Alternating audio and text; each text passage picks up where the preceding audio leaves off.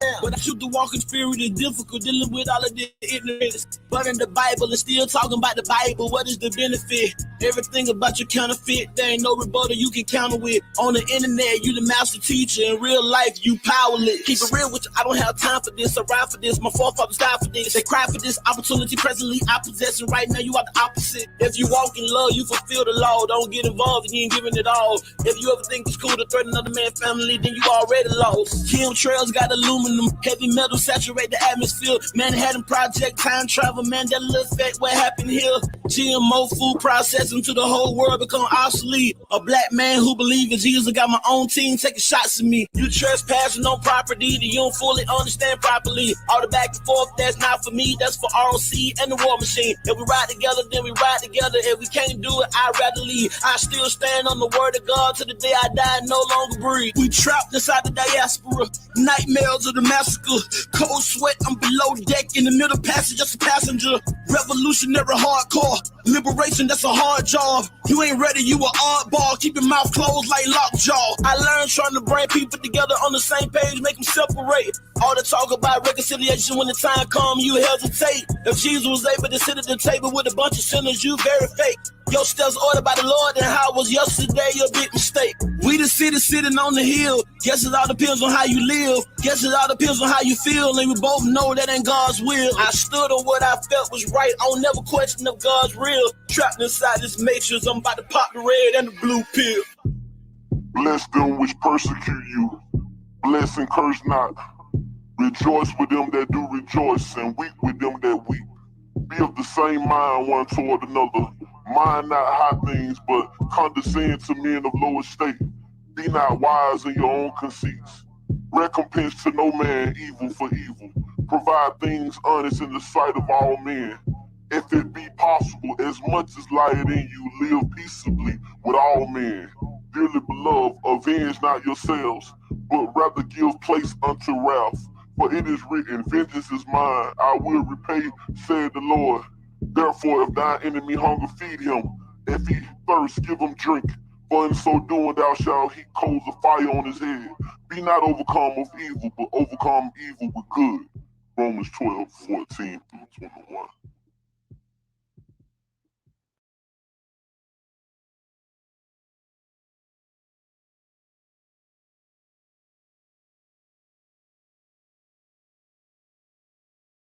You're not hating Manny, you're not hating Manny, hating Manny, you're not hating Manny, you're not hating Manny, hating Manny, you're not hating Manny, you're not hating Manny, hating Manny, you're not hating Manny, you're not hating Manny, hating Manny, you're not hating Manny, you're not hating Manny, hating Manny, you're not hating Manny, you're not hating Manny, hating Manny, you're not hating Manny, you're not hating Manny, hating Manny, you're not hating Manny, you're not hating Manny. I am Peyton Manning level. I'm on GOAT status. I think I'm the baddest mother lover ever walk on this planet. Damn it, you could never see me. You could never beat me. You could never be me. Disrespect me, and I'm eating all of your pizza. I know I'm not right. I know I'm not white. I know I'm gon' call the popo on you if you hit me. I don't fight. I'm a rapper. I don't write. Rio, you got all that hype. That's the stuff that I don't like. Why you laughing at my height? I wish I could slap your face. You just think you're so amazing. You just think that you're the greatest. Why you fucking Tom Brady? I am Peyton Manny. End of conversation. You just hating. I am Peyton Manny. Say it. I am Peyton Manny. Say it. No, Dibble God plan. That's a Drake line. Beat the music up. That's a hate crime. 8 towns on 3 game time. Got the trunk knocking from the baseline. I'm all about the money, baby. Crocker cake time. Chopsticks on deck, no Shanghai. 4-5, you come to my waistline. Keep it 4-5 tilt by my waistline. You soft in the middle like fruit pie. I know it's hard for you to walk a straight line. You wouldn't throw trays in the food fight. That's what I heard through the grapevine. I know you don't mind wasting your time. I would just prefer you didn't waste mine. You gon' get what coming to you in due time. Little pussycat running from the K9. You're not hating Manny, you're not hating Manny, hating Manny, you're not hating Manny, you're not hating Manny, hating Manny, you're not hating Manny, you're not hating Manny, hating Manny, you're not hating Manny, you're not hating Manny, hating Manny, you're not hating Manny, you're not hating Manny, hating Manny, you're not hating Manny, you're not hating Manny, Peyton Manny. You're not Peyton Manny. You're not Peyton Manny. Peyton Manny. You're not Peyton Manny. You're not Peyton Manny. Peyton Manny. You ain't nowhere in my category. Mandatory for me to tell you that you were very boring. And the moral of the story, I wish I could just ignore you, but they gotta burn your body, put you in the crematorium. And I'm the only audio inside the auditorium. And when I'm finished with you, you will not have no memorial. You wanna be Luigi, but you're not ready for Mario. And no scenario, running circles around your cardio. And that's a body blow, it's not a secret. Everybody know that you ain't coming close. I leave you comatose, and you become a ghost. I overdose, I gotta overload. That's when the windows of heaven open up for me with the overflow. And I can feel the power moving within every last chromosome. Battle right around the corner, you already know it's on. Understand me? You're not Peyton Manny. You're not Peyton Manny. Woo!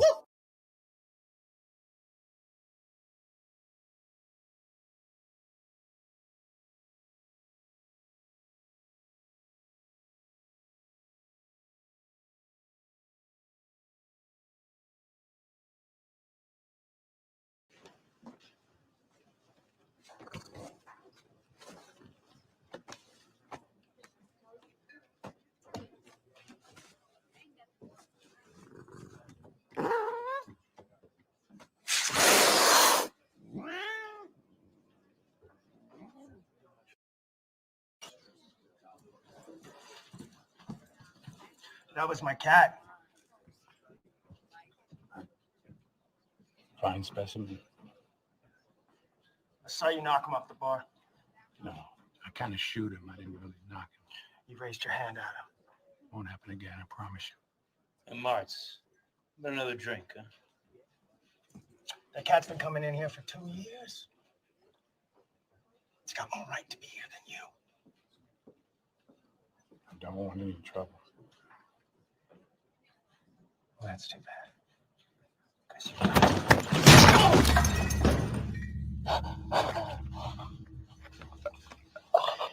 I know who you are. A murderer of innocent travelers on the road.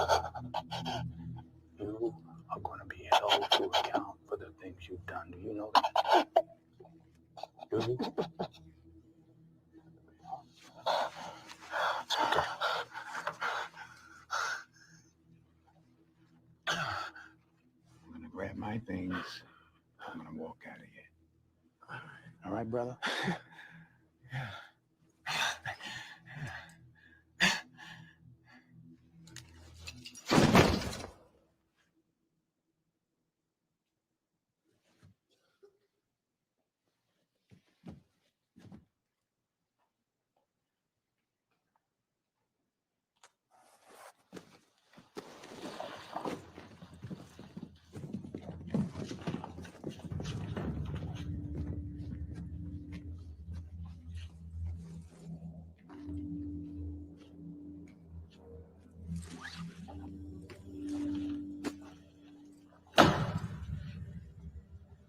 Cursed be the ground for our sake. Both thorns and thistles it shall bring forth for us. For out of the ground we were taken, for the dust we are. And to the dust we shall return. Peace, peace, peace. What it is your brother Tyvon Swainell, a.k.a. the Orthodox Moor, a.k.a. the Seven Pillar Saracen, a.k.a. Brother Moore, wishing you all peace and blessings. This morning, hopefully I'll make it quick. This is going to be another installment of the Secret Santa Scholarship Series. Trying to raise the bar of scholarship in the community on all sides and not recognize secret scholarship as a standard. So getting into this, family, I'm going to speak on a new secret scholar that was introduced into the community a few months ago, but I recently found out that this secret scholar was introduced in a documentary. So I'm going to play the clip that made it into the documentary as the clip that made it to into the documentary is actually publicly available. It was actually an interview that was done that made it to 3 different channels on YouTube or whatnot. So this is publicly available. information. So I'm gonna play the the clip that made it to the documentary, and then speak on the clip and the secret scholar, et cetera, et cetera, et cetera. So one more time, just for clarity's sake. Yeah.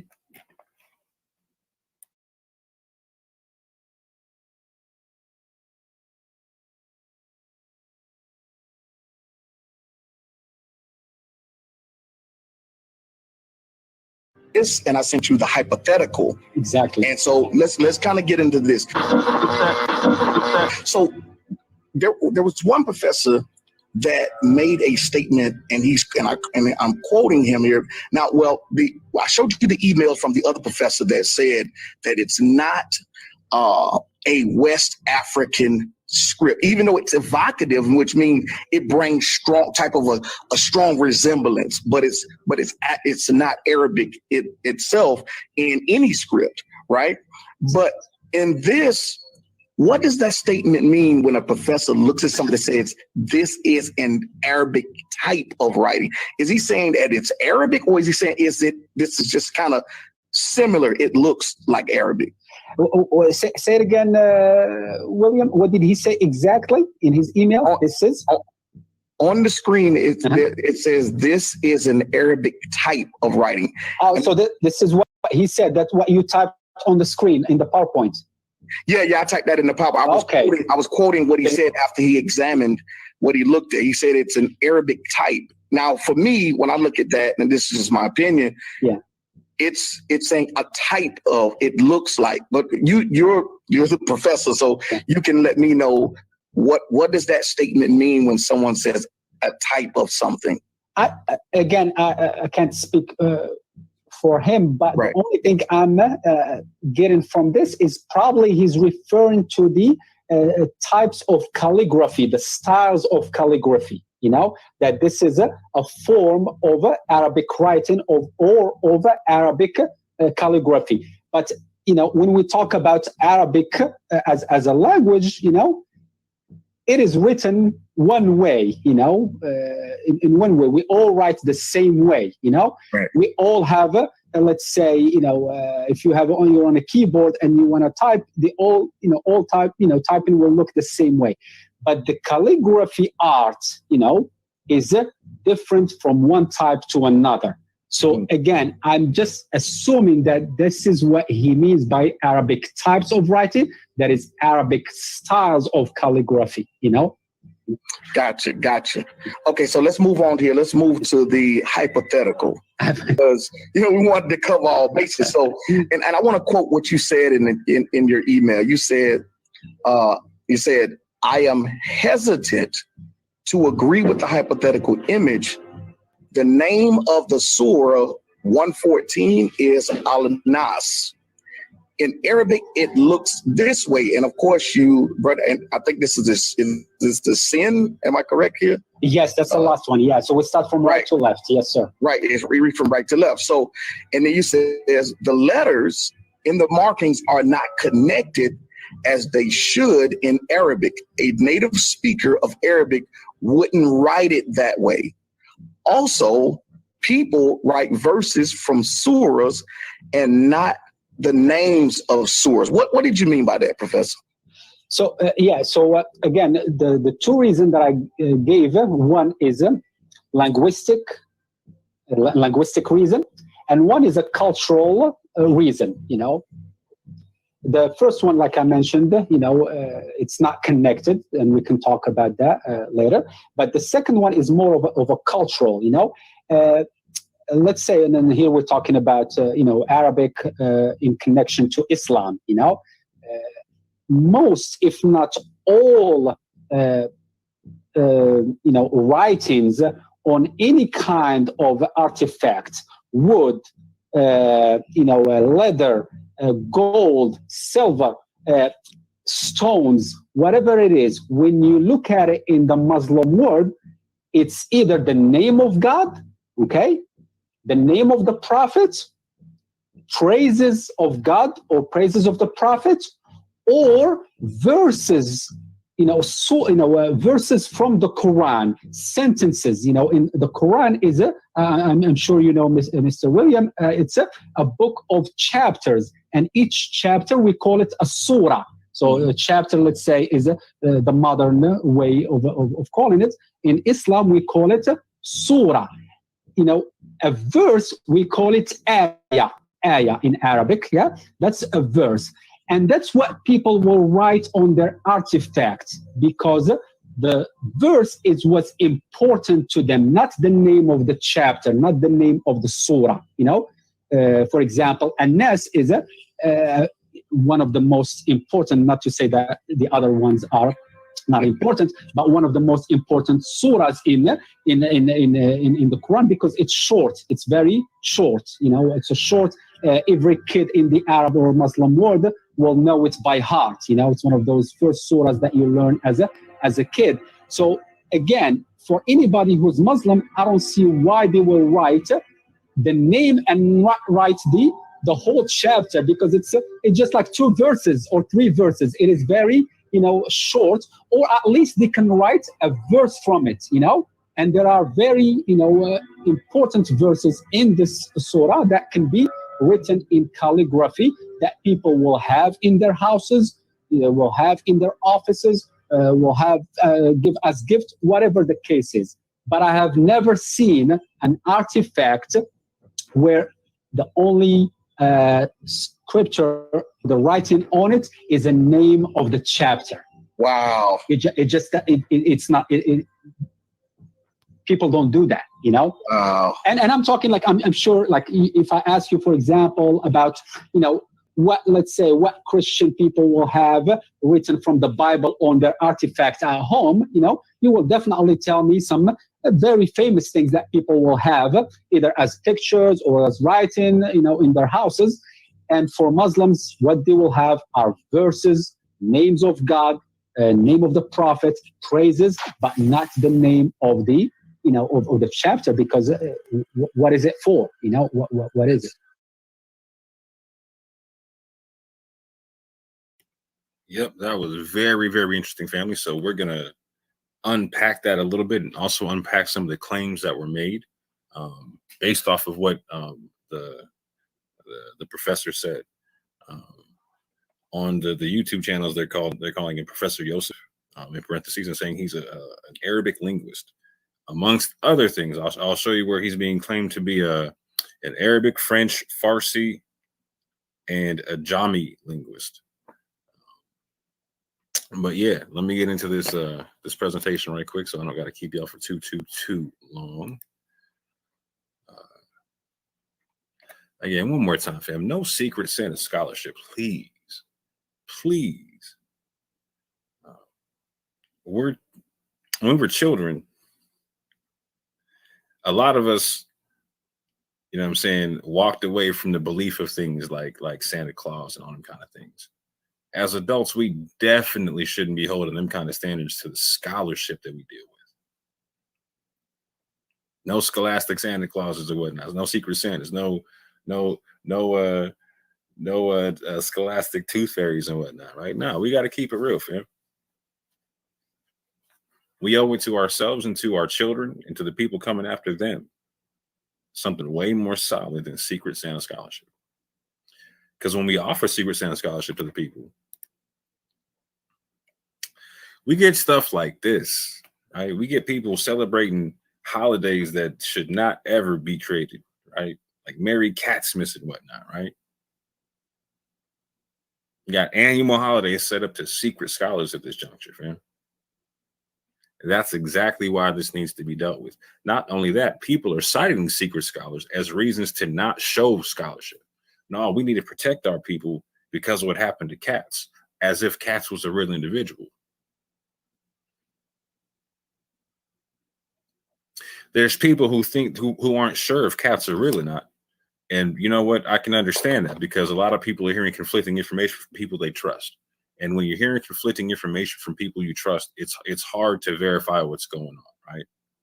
Which is why at the outset of the cats controversy, at the outset of it, a year ago, I came out and publicly stipulated and asked Maury Brown, if Katz is real, I'm not saying you got to come out and have a phone call with him or bring him on the live or show his face or none of that type of stuff. If Katz is real and he's the scholar you're saying he is, and he has a scholastic authority to declare that there is no Arabic on the pews, then all I need to see, family, is his published scholastic work. That's all I need to see. And that will be enough for me, particularly in the field that we're talking about. And that would be enough for me. A year has gone by and no such scholastic work has been produced. Anonymous Hebrew and I came out in January, either January or February, and stipulated if that scholastic work was not produced, we would not be able to stand with our brothers and say that Katz was real. And in fact, we would know that he was not real. In fact, we would know he is not real. So again, a year later, that scholastic information has not been produced. And now people are literally having annual holidays based upon secret scholars. People aren't going to take us seriously in that situation. I consistently say my game plan is to build a wall with one hand and to protect it with the other. And that my goal is for when my people walk down the street, they are safe when they do. They are safe when they do so. And you accomplish that safety by two things, either respect or through fear. People can't respect secret scholarship, man. And when you offer them secret scholarship, you can't then try to make them submit through fear and try to gaslight them. People aren't going to respond to that. And if they do, they're going to look at these people gaslighting because they don't want to deal with reality and truth. You can't take them seriously. They got their head in the clouds. They're playing an elaborate game of dress up. They'll tell their kids not to believe in fairy tales, but they'll present secret scholarship to the world like they should stand on it. And that's why this series is going to be done. And for all the Israelite families, like, oh no, how dare you talk about other Israelites? If it's all good when I talk about Christians in this manner, then it better be all good when I talk about Israelites in this manner. If integrity doesn't go both ways, then it's not integrity, fam. One more time, if integrity does not go both ways, then it is not integrity. And with the people I'm dealing with here on the secret scholarship aspects, I've tried to deal with them via Matthew 18, behind closed doors with other people. And now at this juncture, it's time to make my case to the ecclesia, to the assembly, to the people. Am I going to go on a campaign? No, I'm making my videos and I'm done with it, fam.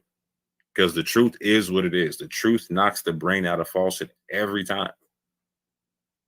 And the falsehood here is that secret scholarship should be considered to be a standard. And there's no way, shape, or form that it should be. No way, shape, or form that it should be. But with that, family, let's really get into this. Lumps of coal from the Secret Santa Scholarship, right? So very recently, I was able to watch the Reclaiming the Throne documentary series, part 1, 2, and 3, that Benaiah and his crew are working on very hard and whatnot. Beautiful documentary. It looks fantastic. Pastor Kelly, Benaiah, and Maury Brown appeared in the first and third installment of the series. What I'm about to deal with right now was put in the third installment, episode 3 of the series. The interview that made it to the clip in the documentary, that's in the third installment. And again, that video clip can be seen on a multitude of channels. You can see it on Maury Brown's channel. You can see it on We Woke Now. You can see it on Benaiah Israel's channel.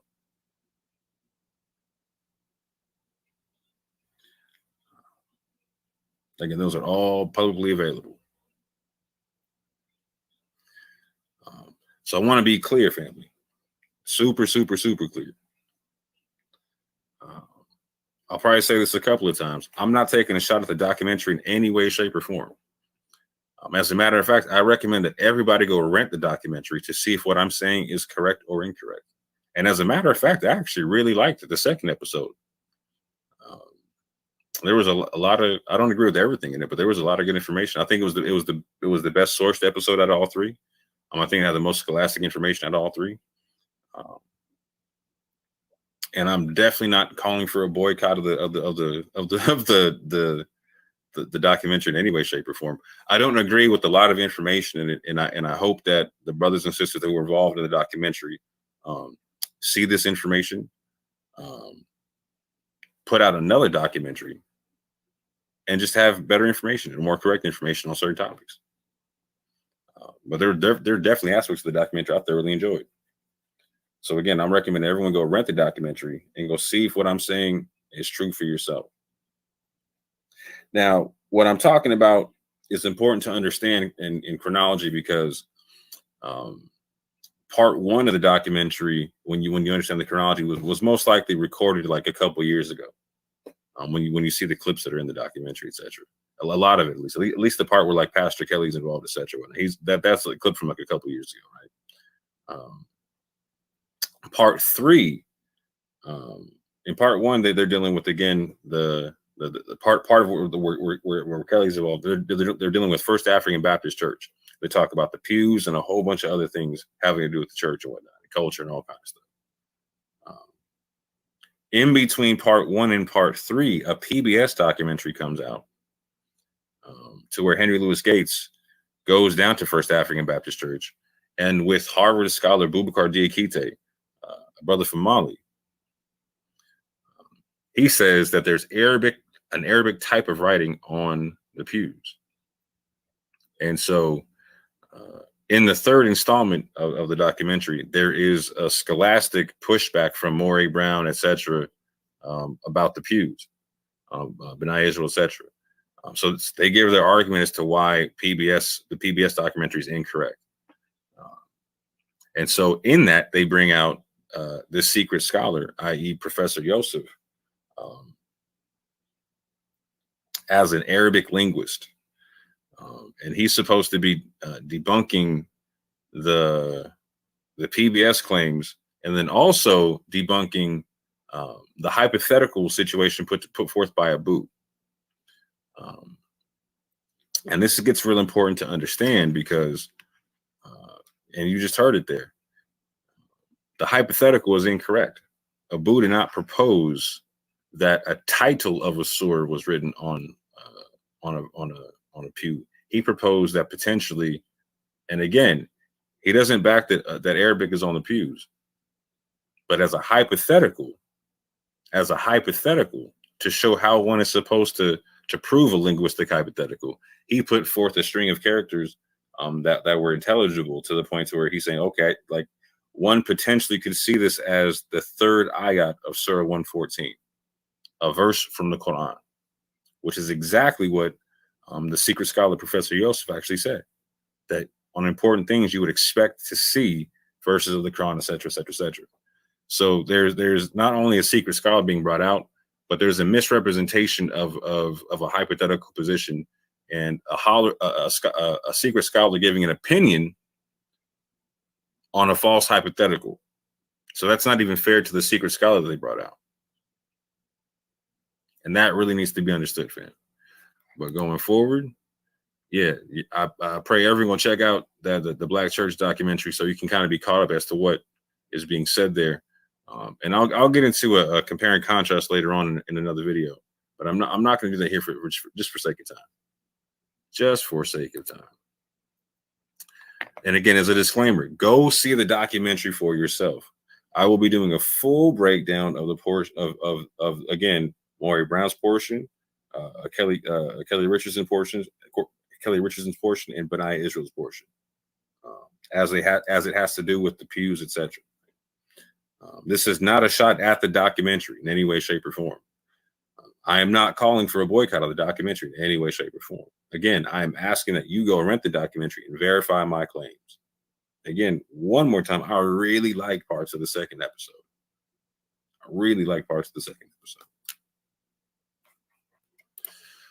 We're going further.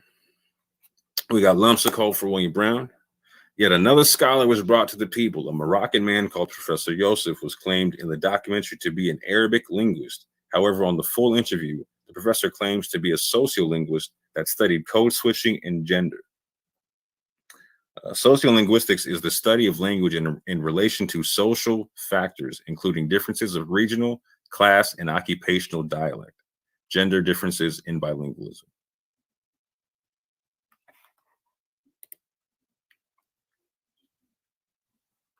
The new secret scholar was said in the documentary to confirm that Arabic writing is supposed to connect. However, in the full interview, Professor Yosef confirms that not all letters connect in Arabic writing. And his own email, that I'm about to show in a second, reflects such that not all Arabic connects when you write it. So there's a mischaracterization as to what the professor is even saying. So not only is he given a false hypothetical, what he's saying is being mischaracterized to the people. And again, all you got to go do is go watch the full interview to see if I'm correct or incorrect. Go watch the whole thing. You can go see it on all 3 of their channels. I don't know if the full interview is still up on Maury Brown's, but I know part 1's still up. Ironically, in the documentary and in the full interview, William Brown asked Professor Yosef to comment on Boubacar Diakite's statement from the PBS documentary, Arabic type of writing. Professor Yosef said that he assumed Arabic calligraphy was meant. So again, the guy that they're bringing on to disprove the Arabic concept is literally confirming that his assumption is that when Boubacar Diakite says Arabic type of writing, he means Arabic calligraphy.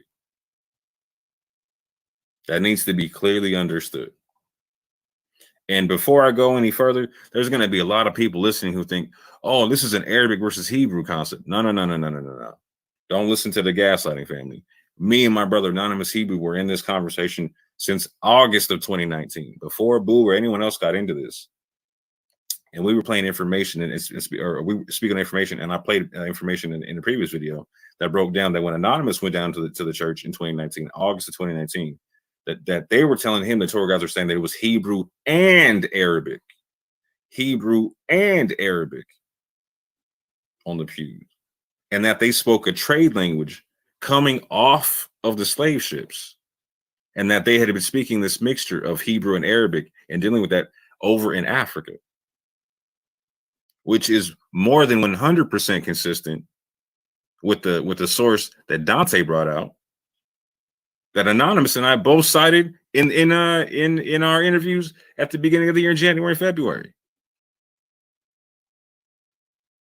So Dante, the king of receipts, is bringing out a source stipulating that in West Africa, in southern Nigeria, that they were speaking a mixture of Maghrebi Arabic, Hebrew, and Patois. Maghrebi Arabic, Hebrew, and Patois. So there's nothing about what the tour guide said that's scholastically inconsistent. This whole bit about, oh, well, the church website says this. Okay, the website is not showing in any way, shape, or form that when it declares either cursive Hebrew or Arabic or anything or any language, that it's doing so based upon any form of scholarship. And it's definitely not citing that any claim of Hebrew or Arabic or anything is going back to the people who set up the church, going back to the originators and founders of the church and any of their church documentation. So we all need to get out of our feelings and recognize that, just like Pastor Kelly said, just like Abu said, and what I'm saying, anybody making any claim of any language on the pews needs to put forth a scholastic argument for such. You can't just claim it and expect people to believe you for it. No, that's not how it works. That's not how scholarship works. And it needs to be done in a slow manner, right? So for instance, my brother and I, Anonymous Hebrew, we speak about the fact that we believe, and we've been saying this consistently for a year now, that we believe, over a year as a matter of fact, that we believe that there's multiple African scripts written on those pews, including Hebrew, including cursive Hebrew, We talk about block letter and cursive Hebrew, but people get confused into thinking that Soletreo is the only form of cursive Hebrew, and it's not. And it's not. If you think it is, then I'm politely and respectfully asking you to pump the brakes, slow down a little bit, and listen with both ears. Let's take the emotion out the conversation and really deal with the scholarship. Because anybody putting forth any linguistic claim needs to be able to prove the claim or put forth a scholastic argument just to respect the people who built the church, because we don't know what their thoughts on the pews were. And since we don't know what they have to say about it, we can't put words in their mouth. And so we show respect with scholarship, not with gaslighting. Also in the documentary and full interview, William Brown presents a false hypothesis passed off as Abu's hypothesis. The professor is asked to comment on, again, I said this before, but the professor is asked to comment on a hypothetical of the name of Surah 114 being on the pews. Again, the name of Surah 114 being on the pews. Abu's hypothetical scenario was a verse from the Quran, Surah 114, Ayat 3 being on the pews, stipulating reading the God of humanity or the God of mankind. Now, again, one more time, Abu does not think that that's actually on the pews. Abu's position is that there is no discernible language on the pews. I am the only one in the community that has come out and said, I believe that that ayat is on the pew, that one particular pew. But I've also come out and said that each pew needs to be taken on a case-by-case, marking-by-marking basis so that we don't miss any particular language that belonged to one of our ancestors. Because they went through the painstaking labor of going through blood, sweat, and tears of putting their language on the pews for posterity. So we need to find out all of them, all the languages, and not try to pigeonhole this into is this either Hebrew or Arabic? That's a false dichotomy. Because you know what? Before either claim was made about Hebrew or Arabic, they were talking about it being African kinds of writings. So we can't rule out African scripts, etc. So if you say just all cursive Hebrew, now you're not looking for the African script. If you say it's just all Arabic, now you're not looking for the other African scripts. If you say it's just all African scripts, now you're not looking for the Hebrew or the Arabic. That's not fair to our ancestors. And again, let's say there is Ge'ez on the pews. Now we're denying a very integral part of the slave trade that no one talks about, which is the East African aspect of it. And we could be focusing on all of that. So if there's Ge'ez on the pews and Arabic on the pews and Hebrew on the pews and different African scripts, etc., whatnot, that tells a big story. Why? And that's why that church is a treasure trove and a national treasure, because we could potentially use that if all those different scripts are there and they can be verified. And they can be verified. That one church and those pews are like an international set of fingerprints documenting the different migration patterns of our people through the slave trade.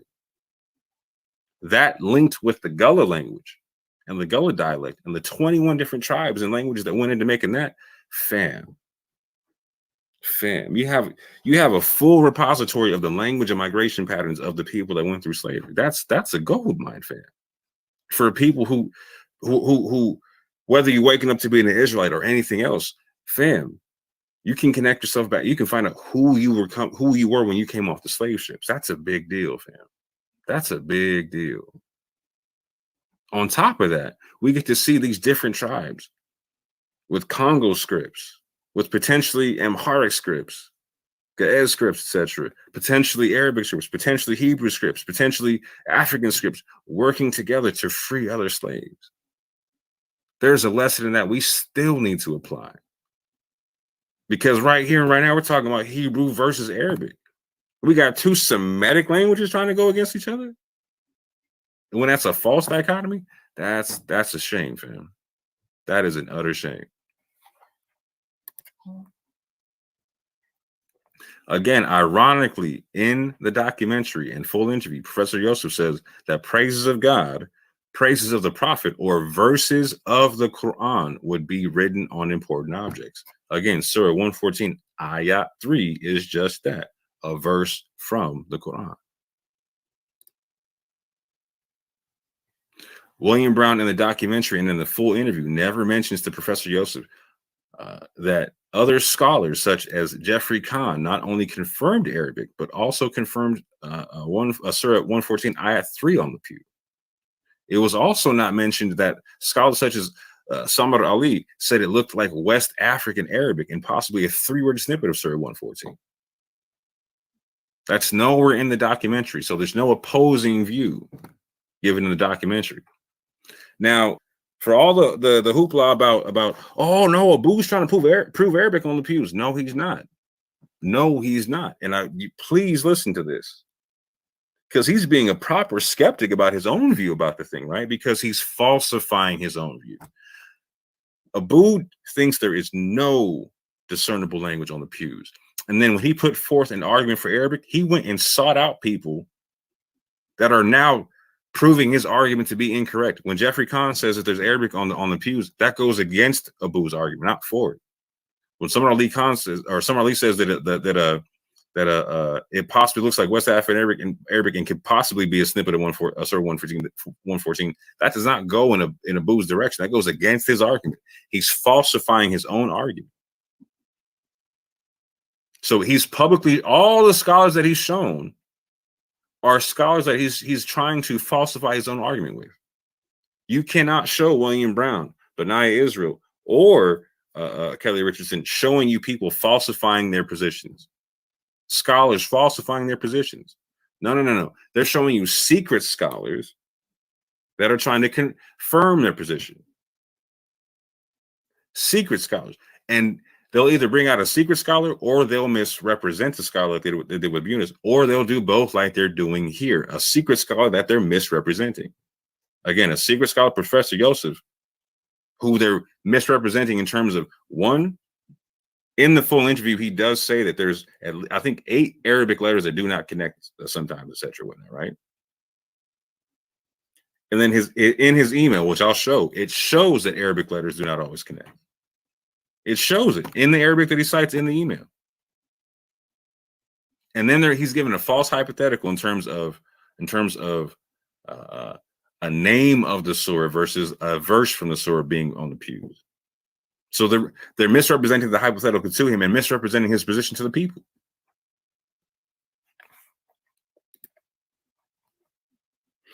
William Brown's section of the documentary never states that he contacted people involved in the PBS documentary, right? So they're bringing this guy on to go at the PBS documentary, the information, right? But they never tell the guy, or they never tell the people who are watching the documentary that they're asking people to pay for with this information. They don't say in that same documentary that William Brown contacted the producers of the PBS documentary and that they confirmed that Boubacar Diakite translated other phrases on the pews in Arabic, such as "There is no God but Allah" and "Muhammad is the messenger of God." Abu also gave a hypothetical rendering of a pew for La ilaha illallah. There is no God but Allah. As a matter of fact, hold on right quick. Hold on right quick. Let me do it like this. As a matter of fact, I'm going to real time do some editing real quick and give you the blank pew.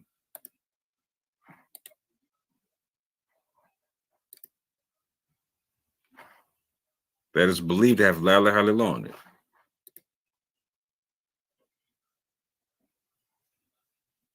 And what's crazy about this pew is this portion here is thought to have La ilaha illallah on it. This is a picture that Anonymous took when he was down in Georgia in 2019, or down at the Church of Georgia in 2019. And I told him right off rip when I saw that, I was like, bro, I see Allah right over here, bro. I see Allah right over here, bro. But on top of that, this bit over here might be a whole nother language. This might be Ge'ez script. Because Ephraim Isaac, when in a whole nother documentary, Cryptic Quest, he said he potentially saw letters like this that were Ge'ez letters and went on another pew. But same markings. Same markings.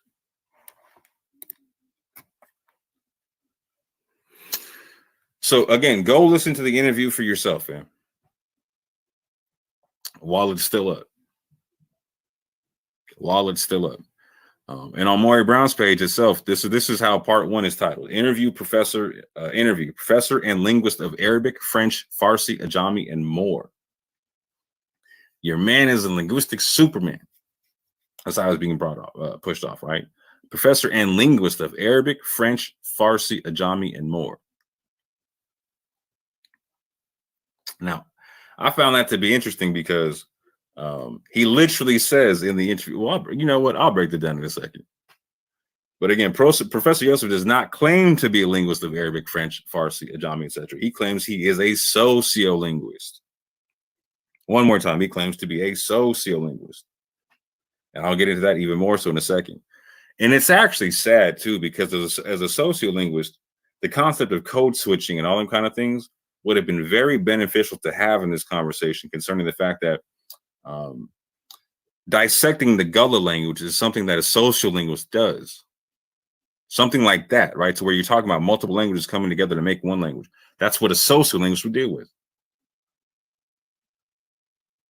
I.e., and I'll play it here in a second, where he talks about dealing with the languages of Morocco, like and the code switching in Morocco of and I do believe, and I'll show here.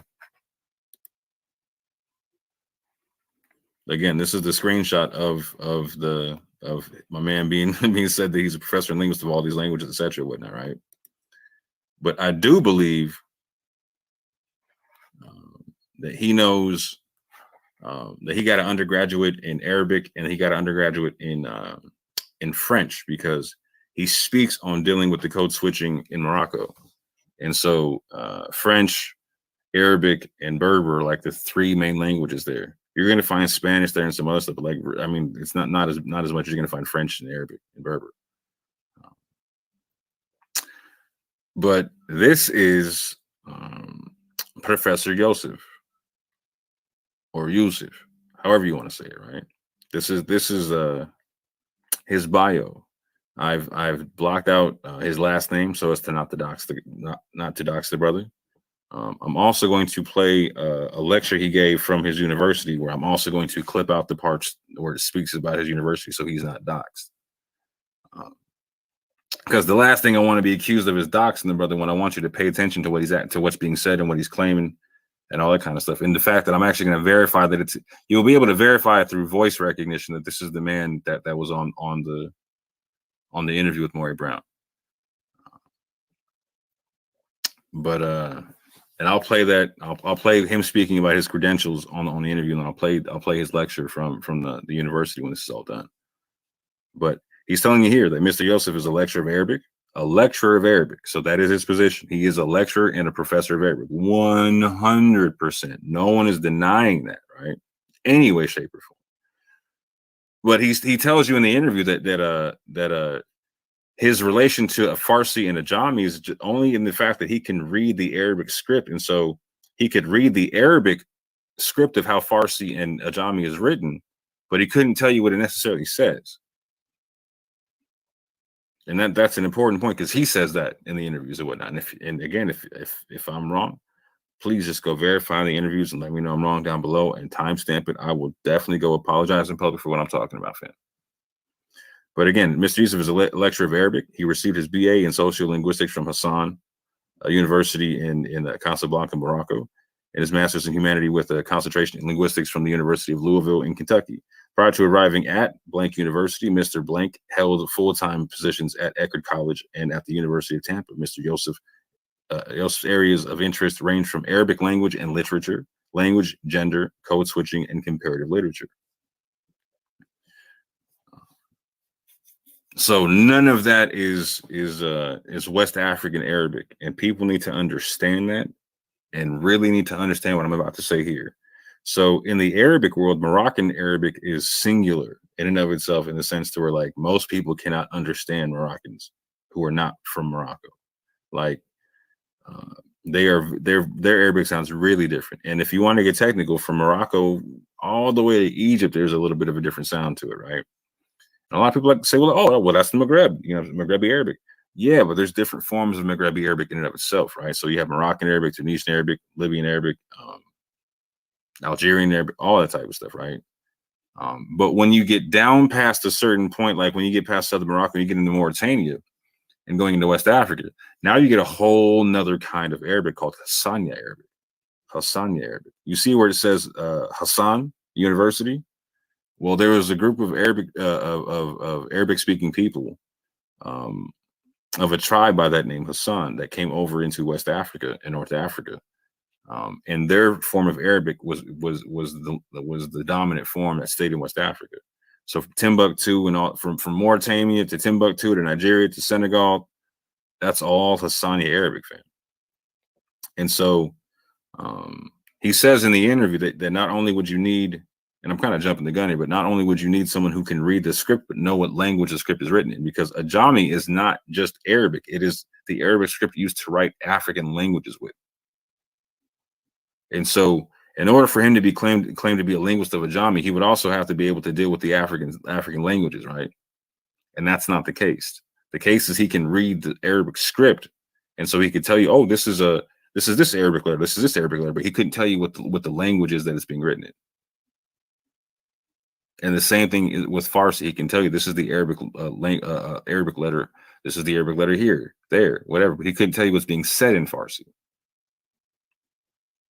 That's very important to understand because he's being passed off as a super linguist, and that's not the case. Sociolinguists typically do know multiple languages. That's very common. But there would be like they study languages that go together for a reason, right? Like, so again, he's talking about like in Morocco, he again most likely got an undergraduate in French and most likely got an undergraduate in Arabic, potentially even Berber if they teach it at the colleges there, right? But he said he grew up speaking Berber first language, right? So I don't know if they teach it in a Hassani University as a Berber as a written and oral language. If they do, he probably got an undergraduate in that as well. And I will show later, like that I contacted a man who was a sociolinguist, Dr. Brian Kirsch and whatnot. And again, he was a sociolinguist who studied multiple languages, got undergraduates in multiple languages, but the languages that he was specifically trying to compare and contrast, like Spanish, Arabic, and Hebrew, dealing with the Iberian texts and whatnot. Going forward. Again, as a sociolinguist, it is safe to say that Professor Yusuf has an undergraduate in Arabic and French. However, nothing indicates any degrees in Ajami or Farsi. Neither would play a role in his fields of interest in Morocco. They don't use Ajami in Morocco. They don't use Farsi in Morocco. However, published scholastic work can always be provided to the contrary. So if I'm wrong about this, and he is a linguist in Ajami and Farsi, then all you got to do is just provide his published works on it, and I will stand corrected, and I will publicly correct myself. Again, Brian Kirshen, PhD, Binghamton University, New York. He has undergraduates in Spanish, Hebrew, and Arabic, and these are his fields of study: sociolinguistics, contact linguistics, language variation, documentary linguistics, language ideologies, Sephardic studies, and Al-Hamiado texts. Right, Al-Hamiado text. So again, Sephardic studies, you're going to deal with Spanish and Hebrew and Arabic. Al-Hamiado, you're going to deal with all those again. Al-Hamiado are texts of the Latin languages, right, written in the Arabic script, and this would include Ladino. This would include Ladino or the Hebrew Spanish language. But again, it's common that the sociolinguist will get the undergraduate in multiple languages, but the languages are going to be in the field that they're going into in terms of their comparison and the code switching, etc. So in Morocco, they code switch between French, Berber, Arabic, etc. In the Iberian Peninsula, in the old Sephardic text and the Al-Hamiado text, they're dealing with Spanish, Hebrew, Arabic. So again, this is all relevant. Now, getting into the hypothetical that Professor Yusuf responded to, again, he's saying, I'm hesitant to agree with the hypothetical image. The name of the Surah 114 is Al-Nas. In Arabic, it looks this way. Now, right off rip, let me deal with the Arabic part, right? So you can see here that the first and the last letter are not connected. The first and the last letter are not connected. And the last letter, the scene here, is definitely part of the previous letters in terms of the word, nas, right? So the mankind or the humanity, right? Al-nas, right? So nas is definitely one word, and the scene, the S for the nas, is not connected. So, and again, the same, the first letter for al and al is not connected. So again, so you have the aleph and the llama disconnected, and you have the scene disconnected, etc. Right? So it's Anyway, going further and to the previous part, talking about the name of the sword. The letters in the markings are not connected as they should in Arabic. A native speaker of Arabic wouldn't write it that way. Also, people write verses from the sword, not the names of the swords. So again, he's being told that this is the name of the sword in the previous email and not the ayat from the sword. He's commenting on it being a name. And again, family, this is how easy it is to disprove this. All they have to do is show the original email where he's being told that this is an ayah and not the name of the surah, a verse from the surah and not the name of the surah. But again, he's responding to it being told to him that it's a name and not the surah. So he's saying, yeah, you don't write the name, you write the verses. And again, ayat 3 is a verse from Surah 114. Is a verse. And again, in his own email, he's confirming that the letters don't always connect. And even more so, a native speaker of Arabic wouldn't write it that way. So again, just remember, like, so when Anonymous went down to the church, he's being told about a trade language, right? So with a trade language, native speakers aren't necessarily using Arabic. In a trade language, let's say there's Hebrew, let's say there's Ge'ez, let's say there's Insipidity, and let's say there's Arabic in this trade language. Insipidity uses singular symbols, no cursive. Hebrew is written singular letters. You can write a cursive not, right? Now, even the cursive can be written singular letters. Ge'ez, same thing, written singular letters, right? Now, out of the 3 Semitic scripts, 2 of them are written consistently in single letters, right? Without the cursive markings or connecting cursive. So in the trade language, you connect with what's common and you drop what's uncommon. So if the cursive part of the Arabic is uncommon to the rest of the Semitic languages, you drop it to make it common. You drop it to make it common. And so nothing about this conversation in the entirety of the conversation with Professor Yosef, none of it deals with the trade language concept or the trade language argument. And again, that argument was, again, so check this out. They don't, nowhere in the documentary or in the pushback from PBS or in anything that Benaya or Maury Brown or Pastor Kelly put out, are they dealing with anything that Anonymous Hebrew, again, Anonymous Hebrew has a BA in religion and is literate in Hebrew, went down there reading and writing Hebrew. Went down there reading it off the pews, fam. Got video of him doing it, identifying the letters and whatnot, right? Pictures of him doing it. He came back and right off it was like, yeah, okay. So yeah, I can see this, I can see that. I think that there's Arabic on there. I think that there's Hebrew on there. He was saying, I can see a cursive Hebrew right there. But neither one of us agree on we don't think that Solathreo is on the pews. Due to time and proximity, we have a whole argument for that, right? But none of that's being dealt with in any way, shape, or form because there's this emotional pushback on, we got to make sure it's not Arabic. It's got to be this, it can't be Arabic. It can't be Arabic.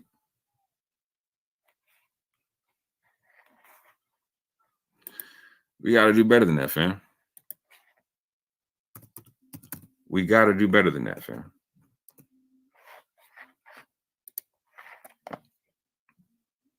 We got to be fair about how we're presenting these arguments to the people, fam.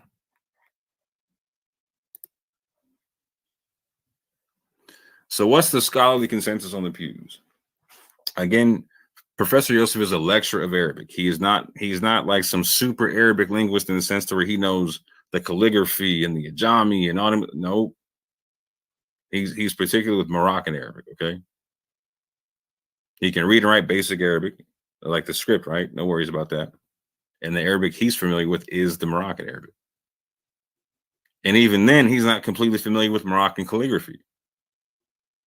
So having him trying to speak on a whole other set of calligraphy, much less the West African kind, that's a bit of a stretch there, fam.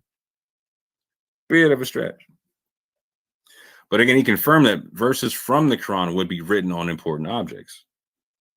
He also confirmed that Arabic does not always connect, and illustrated such in his email. He assumed that Arabic type of writing meant Arabic calligraphy. And on top of all that, he was given a false premise and commented on such. And his views were misrepresented.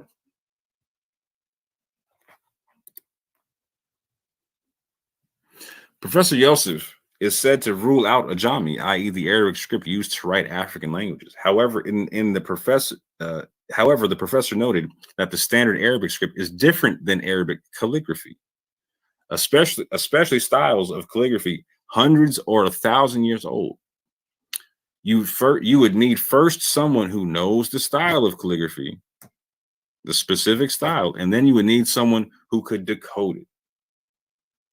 And particularly with the Ajami, because again, you're using the Arabic script to write another language, so you definitely need someone to decode it.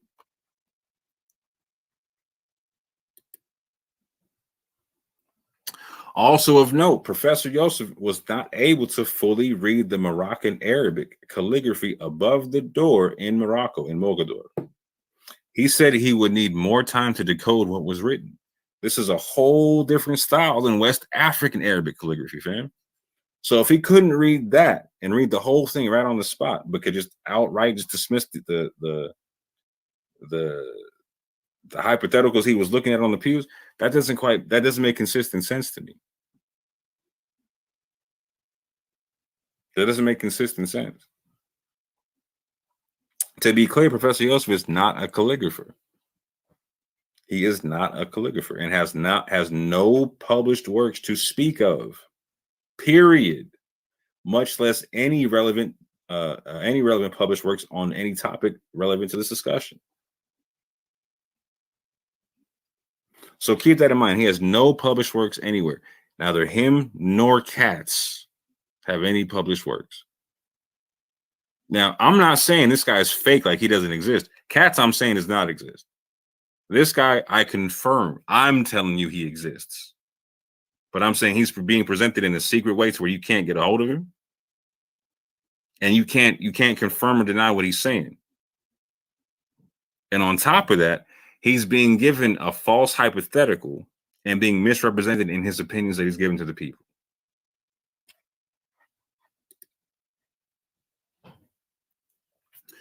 Again, we're talking about the scholarly consensus on the pews, right? This is Associate Professor of Arabic Language, Arabic Literature, and Middle Eastern Studies, Samar Ali, said that it looked like Arabic in the West African script that could possibly be a 3-word snippet of the 114th surah of the Quran. All he had was a single picture of the pew to deal with. Blank picture of the pew. Or it's not blank, excuse me. I think it was a blank picture plus the highlighted picture that Abu sent. And again, Abu sending this information out and contacting these people is him falsifying his own position, proving his own position wrong. Please show me anyone but Naya, Maury Brown, Pastor Kelly doing the same thing.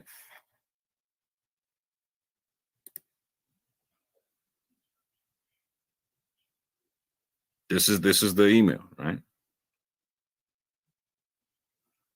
He breaks down the whole breakdown in 114, right? 114 is very short. I seek refuge with the Lord of humanity, in the name of God, merciful to all, compassionate to each, the King of humanity, the God of humanity. whispers in the hearts of humanity, of jinn and humanity.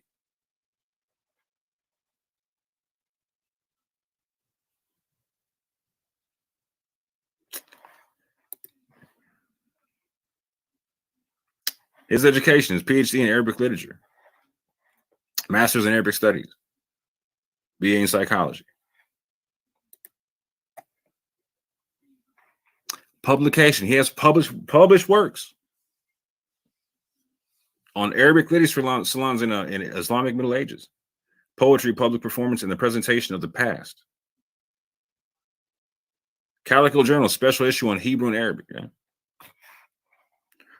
Articles have appeared in the Oxford Encyclopedia of Islam and Women, Encyclopedia of Islam, Journal of Arabic and Islamic Studies, and Journal of Arabic Literature. Right, but he got published works, right? Cat's got no published works. Even though those other guys he got no published works. So we're talking about people who are not all scholars are on the same level, fam. And you really start to see where people are when the work gets published, because you can start to scrutinize their scholarship. That's very important.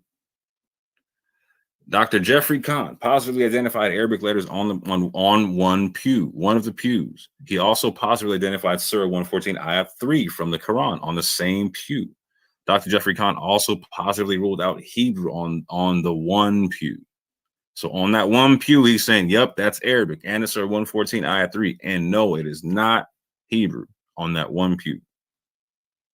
Dr. Jeffrey Kahn had access to only photos of a single pew. Yeah, these are his emails.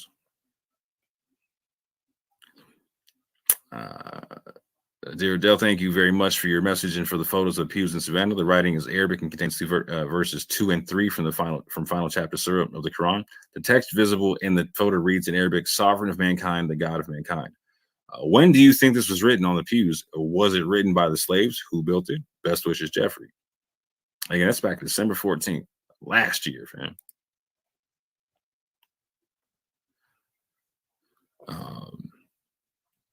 So again, Abu asked him in a return fire email, "Are you sure it's not Hebrew?" And the dude comes back, the writing is clearly Arabic and it's clearly from the Quran. The final surah, Surah Al-Nas, it is certainly not Hebrew.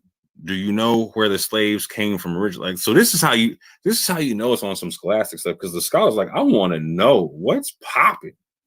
And for Dr. Jeffrey Kahn, FYI, the vast majority of slaves came from the rice coast of Africa. So you're getting people from mostly from Sierra Leone, all the way to Nigeria. So we know that the people that were there, there was 10 tribes that contributed Arabic words, from the Hausa to the Wolof to the Bambara to the Fulani to the Mandingo, Mende, the Vai, the Yoruba, and I feel like I'm missing one. But yes, sir. Those 10 tribes for sure. Coming from Sierra Leone all the way to Nigeria.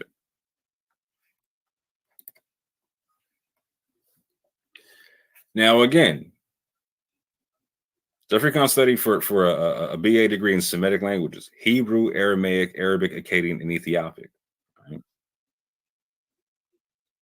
That's where he got his undergraduate in those languages. Yeah, that's his field study, just Semitic languages, period. And he gets down in that field very, very thick and heavy. Very, very thick and heavy. These are his published works, right? Now, this isn't even a full list. This is the topics that he deals with. If I showed you a list, it'd be crazy. It'd be crazy. In the field of Arabic, he publishes in Arabic, Hebrew, and other things. Just watch. In the field of Arabic, his main published research has been on medieval Arabic documents. He has edited various corpora of documents, including Arabic papyri from early Islamic Egypt, documents from early Islamic Khorasan, and documents from Fatimid and Ayyubid Egypt that have been preserved in the Cairo Geniza. He is currently working on documents from the Fatimid period that were discovered in Qasr Ibrahim in Nubia by the Egypt Exploration Society. He also works on some aspects of the history of the Arabic language, in particular the development of Judeo-Arabic. Judeo-Arabic at various historical periods, including the modern spoken varieties on which he has carried out field work. So he's carried out field work on Judeo-Arabic, which is one of the many things I talk about, right? In relation to the pews. So we got, Abu's reaching out to people who are published, right? And falsifying his information. So that needs to be taken into account. The other brothers I'm talking about, they're not reaching out to anybody who's published to falsify their information. Now, Bunis was definitely a published scholar and whatnot, right? A very well-known published scholar and whatnot. But again, Bunis said that they were mischaracterizing what he was saying and did not confirm Solatreo on the pews at all. Did not confirm Solatreo on the pews. So with that, family, going forward. Again, preceptor of the African language program at Harvard, Boubacar Diakite identified writings on the pews as an Arabic type of writing and that the writers may not have been Muslim. This needs to be very well understood for the family who is stuck on the Arabic Hebrew concept and trying to be like, well, you're trying to say that the church was full of Muslims. No, even the Muslim brother came through and said, from Mali said, even if you find Arabic on the pews, it don't mean that they're Muslim. Even if you find Arabic on the pews, it don't mean that they're Muslim. And that's because that at the time, the lingua franca of West Africa was Arabic. And if you were going to learn how to read and write in Arabic, you were going to learn and read and write the Quran from the Quran school. And they knew you didn't have to be a Muslim to learn how to write this, but that was the material you learned how to write. This is what it was. So like here, we're gonna learn the alphabet and a couple of basic stories and whatnot, right? We get some workbooks that have some child stories that we write out. Okay, cool. Practice writing, got you. At that point in time, you were practicing the Quran. That was the subject matter. Not that you had to be a Muslim. And again, there is no God but God, and God of humanity are not something that a Christian would be adverse to writing. Now, the concept is Muhammad is the messenger of God. That was probably written by a Muslim, if it in fact it is there. I have not seen any pew that would have that language on it. Muhammad is the messenger of God. So I'm not going to sit here and say that that's on the pews or I've seen anything like that. I have definitely seen a pew where it looks like La ilaha illallah is on there. And I've definitely seen a pew that says that looks like Surah 114 ayah 3. So for me, I'm making the claim that both those things are on the pews because I'm seeing it for myself and I'm seeing scholars back the two.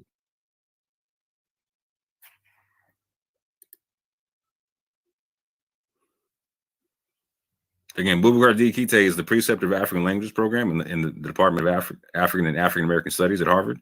He is a linguist with specializations in phonetics and phonology of Mande languages. He was born in Mali, West Africa, where he did his undergraduate work in bilingual studies at the University of Bamako. He received his master's in linguistics and African studies from Indiana University. He is currently a doctoral candidate in the same fields at Indiana University. He studied Arabic, French, English, and German. In addition, he is certified in Ngo, Bamanankan, Maninkakan, Julakan, and Mandingo Khan instructor. He has also attended the second language acquisition certificate program for African language instructors in Madison, Wisconsin. Boubacar has several publications on Bamanankan phonology issues. So he's published as well in his field. And even though I'm butchering the names of the languages he knows, right? Check out what they look like, fam. Because again, this is the language that he is certified in teaching. And it's a modern West African language that was made in the 19th century, but it's based off of the Arabic script. It's based off of it. So we got the West African brother from Mali, Harvard scholar, linguist, Arabic, all them things. certified in a West African mandate language writing system and teach West African writing systems, translating the Quran into these writing systems, etc. Whatnot, right? You really got to look into what he's saying. And so what he would know about West African Arabic is something completely different than what Professor Yosef would know. Even though I would still go out to say that and venture to say that he does have a BA in Arabic. He did undergraduate work in Arabic as well. It's going to be completely different than West African stuff. And again, my man Boubacar Diakite he can teach multiple West African languages, mandate based, right? And again, you got the mandate Mandinka that came across and had the Arabic script with them. We have songs in the Gullah dialect that are Mende songs.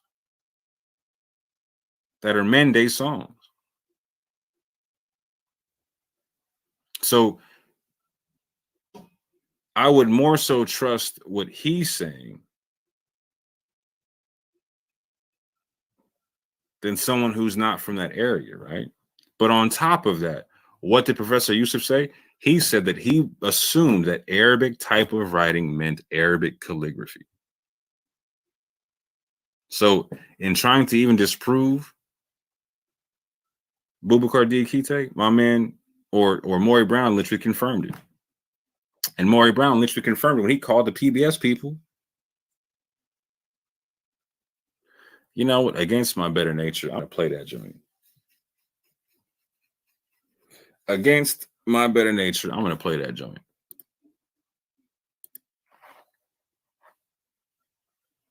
I'm going to play that joint. Against my better nature, I'm going to play that joint.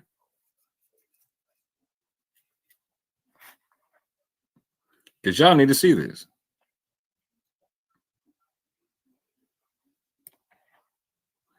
So are there people that claim stuff on all sides? Yeah, there's tour guides that claim all kinds of stuff, right? But listen to what's said here.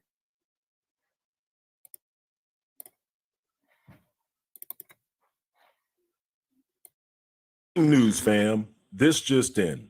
We have rare footage of PBS producers of the show called The Black Church discussing the writings on the pews at First African Baptist Church in Savannah, Georgia. In this exclusive video, PBS producers reveal the shocking circumstances which led to the writings on the pews being tentatively identified as Arabic. When I had a chance to speak with the producers of the Black Church documentary, they shared with me some very telling information. That there were also those who were there at the church during the time of the filming who also became apologetic in their defense of cursive Hebrew.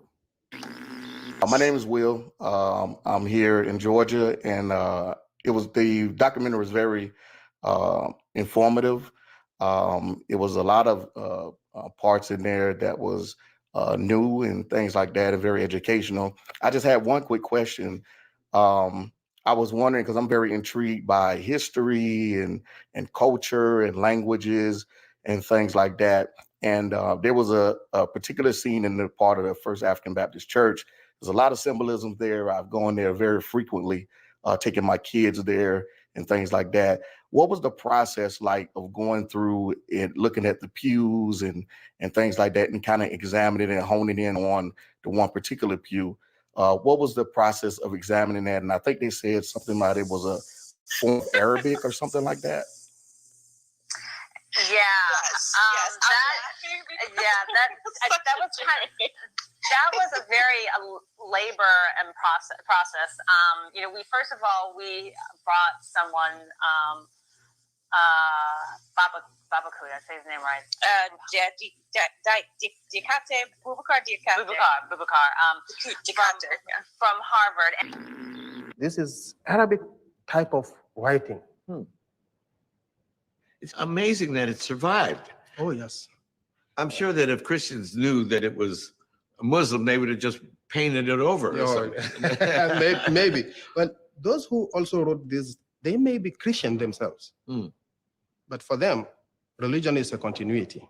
Different ways of maybe worship, but it's the same God, the same principle. And it was written to be a legacy for the future generations. Even before we go there, we had actually had members of someone from the church take pictures of the pews, and we sent it around to a lot of, I don't even know what's the terminology, people who study linguists. Right. Translators. So first of all, figure out, if it was Arabic, and if it was, what did it say? Many were like, it is Arabic, but it's a earlier version of Arabic that we do not know. So Boubacar, who was from, I think, West Africa, was able to him and someone else were able to actually translate what it was. And so we brought him down, and as we were filming, there was another woman who is a member of that church who was saying, no, that is Hebrew. So she believes it's just it's a cursive version, there's such a version of cursive back then, of Hebrew. Our best guess is that our best guess from historians and linguists is that it is Arabic, but because of all these things, it's a huge challenge to translate what is actually written on those pews.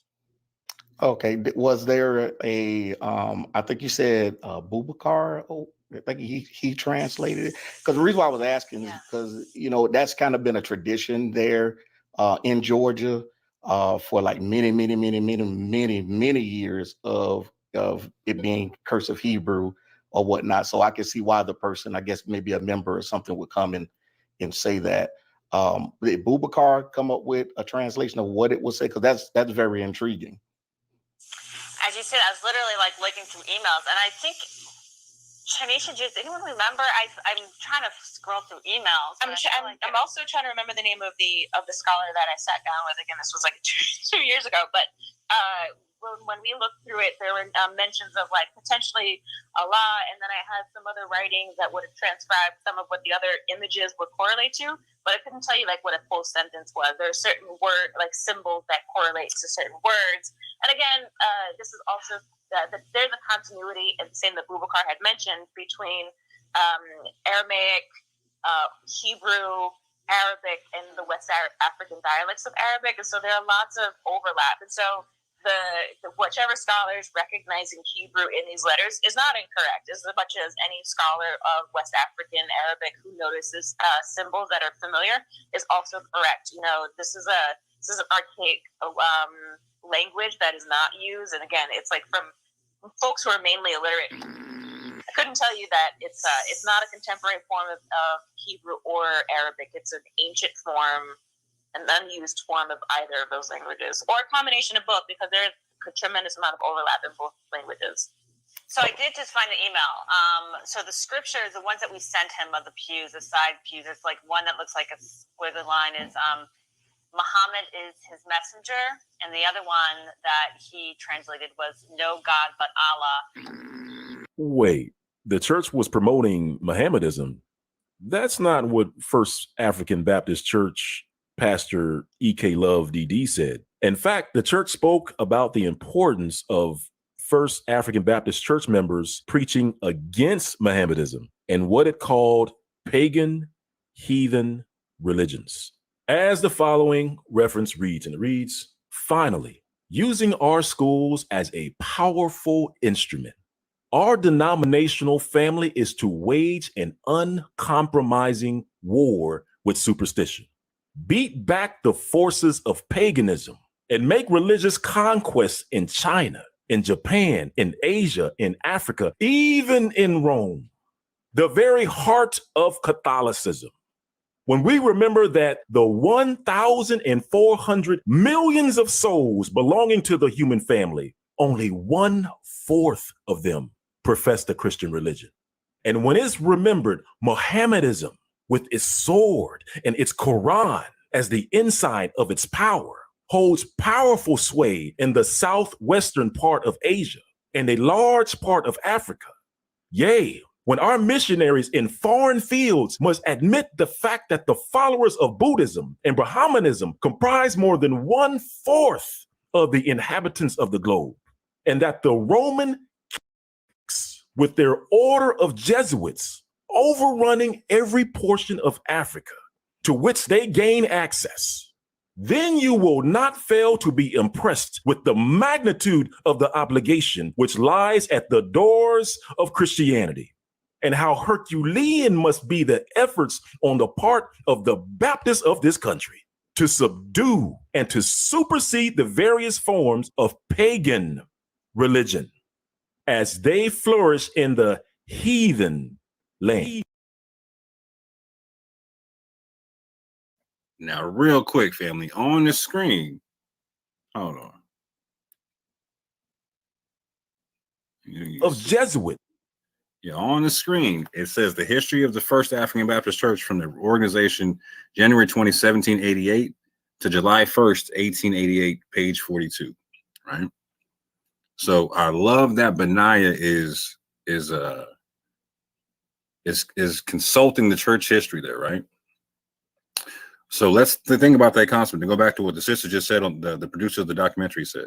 They said that Boubacar Diakite stipulated that there was overlap from the Hebrew and Arabic in West Africa, and stipulated that any scholar that sees Hebrew is correct, and any scholar that sees Arabic is correct. That's what they said Boubacar was talking about. So Boubacar Diakite was stipulating, yeah, they might not be Muslims. They could have been Christians themselves. And there's overlap with the Hebrew and Arabic. Sounds very similar to what Anon heard. It sounds very similar to the source that Dante brought out. So why is there this beef about Hebrew or Arabic?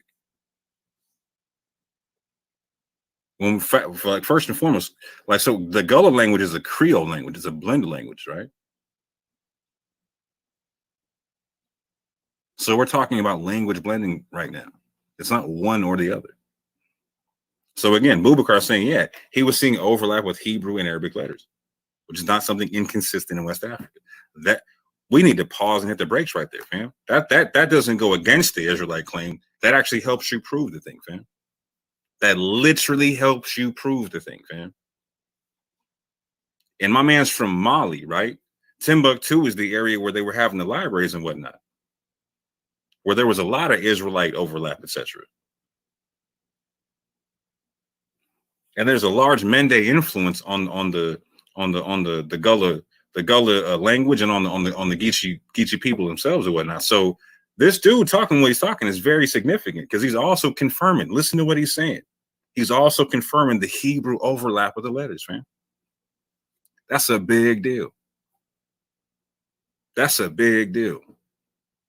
And back to the 1788 to 1888 concept. Okay, if we're going to go back that far to go push a false narrative, because no one's saying that there was Muslims coming out the church or that the church is pushing Mohammedanism. That's gaslighting, fam. You just played the clip of the dude saying the opposite, saying that they could have been Christian, and that if you see Hebrew there, if the scholars see Hebrew, they're correct. We're just not seeing any scholars point out any Hebrew right now. That's all there is to it. And we need to be looking at that and trying to verify that, because it could be there. It could be there. But the concept of Soletreo is a Latin form of cursive Hebrew. Like Anonymous said, he saw cursive Hebrew on there, but not Soletreo. I asked him what kind. He's like, I'm not sure, but it ain't Soletreo, fam. We could be looking at a West African form of cursive Hebrew.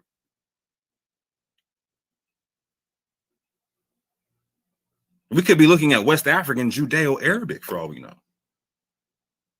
Judeo-Arabic, fam. That was not uncommon in North Africa. That was not uncommon in Spain. So for all my people who are stuck on being Black Portuguese Jews, this shouldn't be an issue for you. Judeo-Arabic shouldn't be something you run from. Arabic shouldn't be something you run from. Tell me the Moors weren't speaking Arabic in Spain. I'll wait on that one, fam.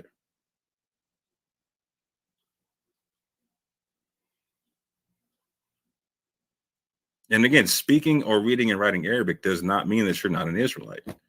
Does not mean that you're not a Jew. None of that. It means that that's the lingua franca that you're using. Like, so us reading and writing English does not make us British. It is the lingua franca that we use at the moment. It is the lingua franca that we use. So I'm going to do this, fam. I'm going to play my man playing his own credentials, speaking about his own credentials. And then I'm going to play a video of him giving a documentary, or a lecture at the university he teaches at, where he's going to be speaking about Morocco. And it's actually a wonderful, wonderful presentation. And I really think you should go look at what he has to say. Because one of the things that he spoke about was the fact that there was in the full interview. Let me do it like this. Where am I at with this? Okay, I'm sharing that one. Let me stop doing that. Do I got anything else to share in this? Oh, I sure do. Yeah. Hold on, my fault, fam. This is gonna be a little bit longer than I thought it was gonna be. But so this is PhD historian Sylvian Diouf, right? She's French Senegalese, and she has multiple books about diasporic history and whatnot. Please go check out her work. It's fantastic work. Fantastic work.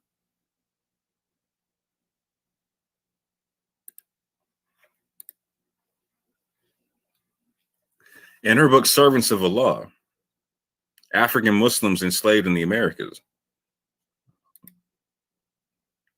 she speaks about this stuff here in certain chapters, particularly chapter 4, right?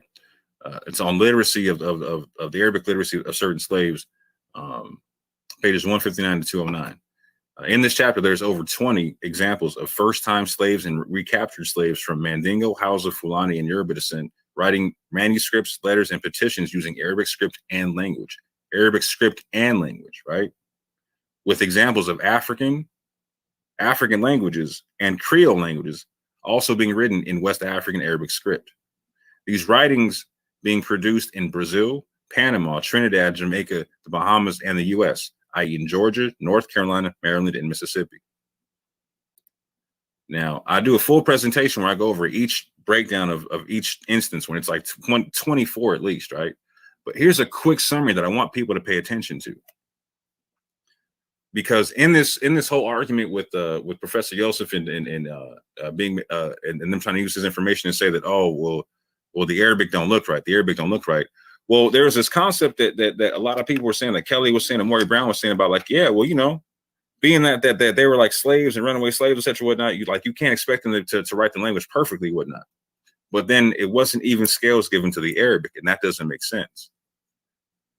Particularly what I was saying about trade languages, family. Just pay attention to that part. But this is what she has to say, Sylvan Diouf, in her book, chapter 4, when it comes to the literacy. Like, so page 160, paragraph 2, it says the literacy rate was high in Muslim Islamic Africa. Was high. Page 162, paragraph 1, some Muslims could read or could write perfect Arabic, as well as Hausa, Wolof, and Mandingo. Others possessed only a few rudiments of the written word and a clumsy calligraphy. i.e., that their Arabic wasn't perfect. Some people were high-level scholars in Arabic and wrote fantastic Arabic. Some people had just learned how to write Arabic and may have only known a couple of phrases and had to hold on to them for decades, and their skills diminished.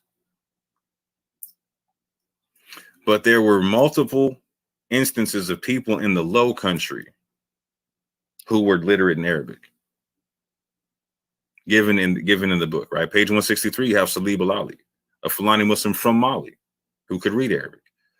Page 163, you have Omar ibn Said, a Senegalese Fulani, right? Wrote an Arabic autobiography and Surah 110. And Surah 110 is going to become extremely important, family. Please keep that in mind, because I'm going to bring that up in a comparison in my next video. Page 170, Bilali Muhammad, Fulani from Sierra Leone, on Sapelo in Georgia, where there's another First African Baptist Church on Sapelo. He wrote the Bilali manuscript. Page 180, you have London and Mandingo. He wrote, as a slave, he wrote the Gospel of John in Creole, i.e. the Gullah dialect for down there, in the Arabic script. 1844. This is before the church gets built, fam. This is before First African Baptist Church gets built in its modern form. They went from the wooden joint to this one. This is when they were in the place prior to the one that they built now. Page 177, or not 197. Mahmoudou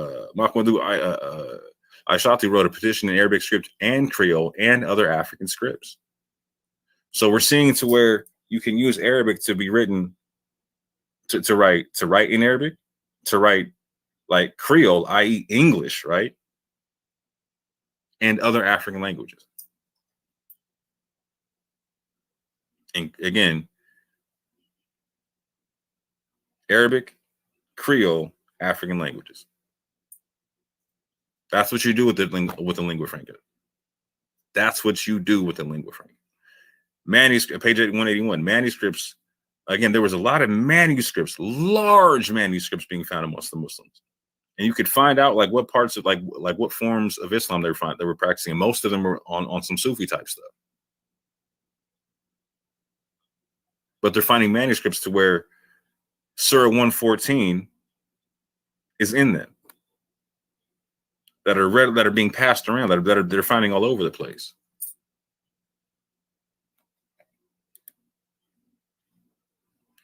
So one thing I want to talk about, family, is we got to start having our arguments in good faith.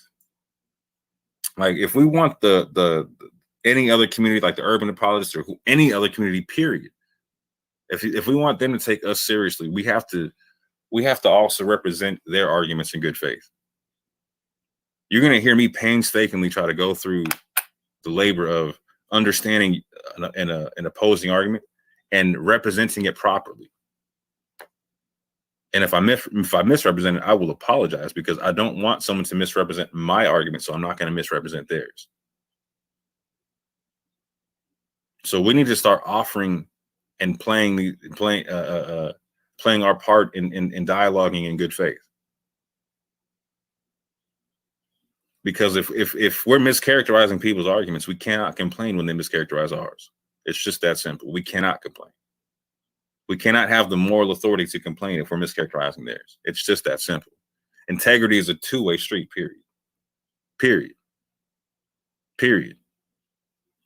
And definitely, if we're raising our hand calling ourselves Israel, fam, we cannot be coming out here with the lack of integrity, fam. Because again, our job is to be the Most High's representatives on the earth, representing a living representative of his ways, walking, talking, and breathing. That does not make sense without integrity.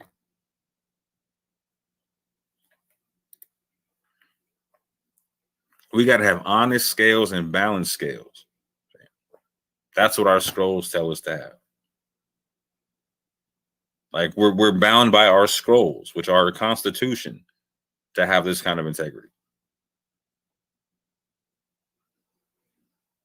We can't skirt that. We got to own that. That goes for all of us. 1,000% me included. 1,000,000% me included.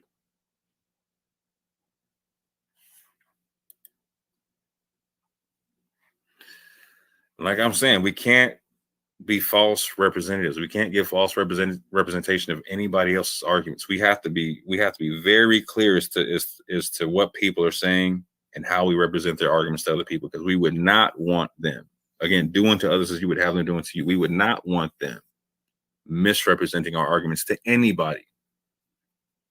To anybody. We want to be the kind of people, fam, to where like when we know, like when our supposed opposition is not in the room, they still know that we're telling the truth about them.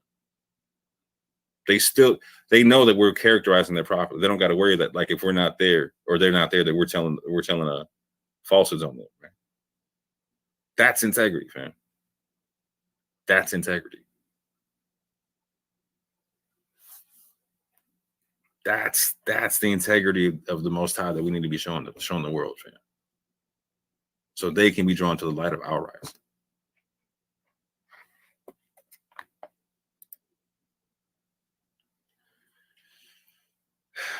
again, we can't be showing false hypotheticals to people misrepresenting their positions, because we would not want to do that. We would, and furthermore, we can't put them in documentaries that we're charging the people for. And again, I'm not taking a shot at the documentary. I'm talking about the people giving information to the documentary, supplying the documentary. Because again, the documentary is trusting y'all. The people producing the documentary are trusting y'all.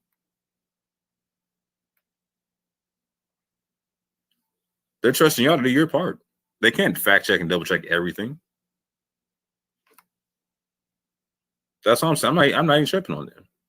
Go rent the thing. Go check it out. See if what I'm saying is false. But we can't be misrepresenting people's hypotheticals, etc. Because that, again, we wouldn't want that for us. We wouldn't want that for us.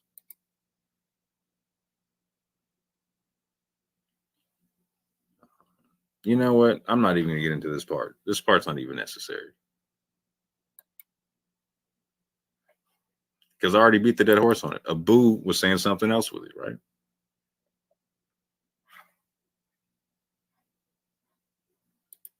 He was saying something else. So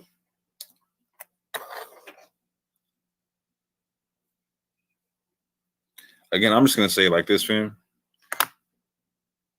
We can't be scholastic crabs in a barrel. I was talking about this on my other stream, fam. We can't be scholastic crabs in a barrel. And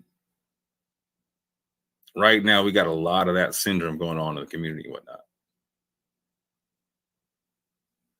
And it's not beneficial for internal conversations, and it's not beneficial with conversations where our community is talking to other communities, because particularly when in the conversation between different communities, we need to be respected as having integrity, fam. Scholastic and otherwise. We cannot be scholastic crabs in a barrel. That has a negative effect on everybody. Everybody. As a matter of fact, you know what? I would like, most people didn't watch my 5-hour video that I did. I'm not mad at you. That was a long video. But this is what I'm going to play what I had to say about scholastic crabs in a barrel real quick.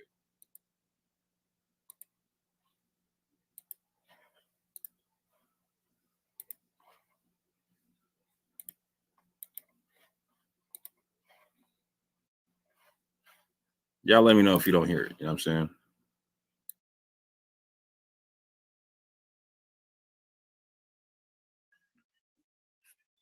And that's where we run into this issue right here. Scholastic crabs in a barrel with spiritual Stockholm syndrome. Scholastic crabs in a barrel with spiritual Stockholm syndrome.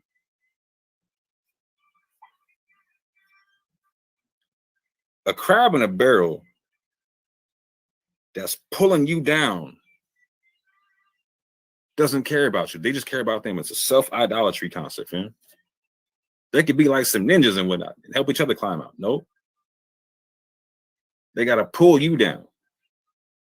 They got to pull your argument down to make their argument seem more viable. They don't got any proof. They don't want to stand on it. And they don't want to be challenged. They want to stand on you to make their argument, not on their facts. And with spiritual Stockholm syndrome, fam, oh, don't hold me accountable. You know, we just came out the Christian church where we don't do accountability, fam. Don't hold me accountable. Well, I'm sorry, fam. Well, like, you're saying that you're an Israelite, though. The book says keep you accountable. Don't it? Pretty sure it do. At least mine does.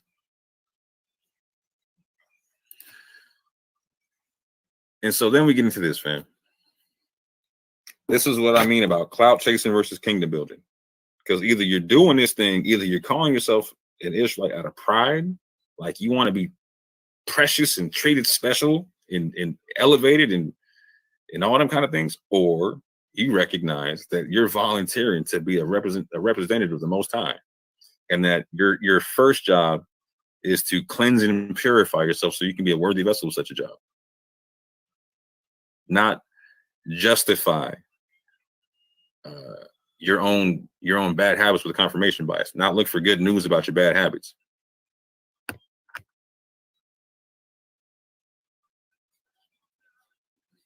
And so this is where I want people to really take this in, right? I'm gonna leave this here because we're going up on 5 hours in this piece. All right.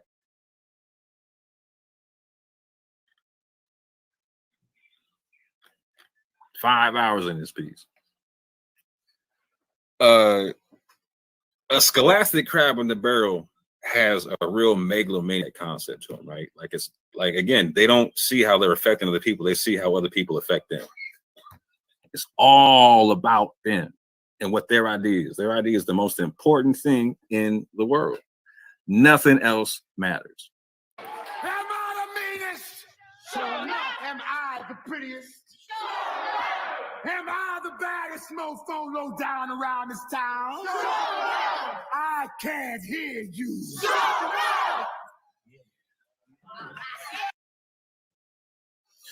And one of their main arguments is emotion versus logic. A scholastic crab in a barrel is not going to start with a logical argument, right? They're going to start with a fallacy of appealing to emotion to begin with. It is a clear sign of a scholastic crab in a barrel. And when they run into intellectual arguments, they don't know what to do. They got to scoff or they got to gaslight, one of the two. I know who can beat you. Who said that? Beats fine, who said that? I got him, Joe. I got him. I got him, Joe. I got him. Here you go, Joe. Here's the most. Who's badder than the sugar? Bruce Leroy, that too. Bruce Leroy. Bruce Leroy.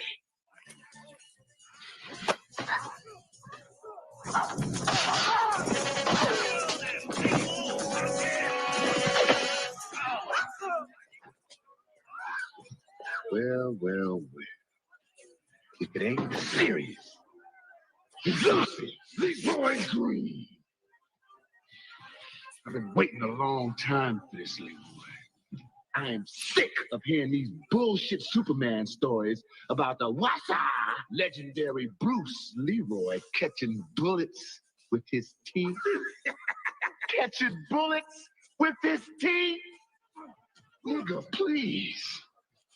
The secret awaits eyes, unclouded by ambition. What? Those who are bound by desire see only that which can be held in their hands. See? Now it is mumbo jumbo like that.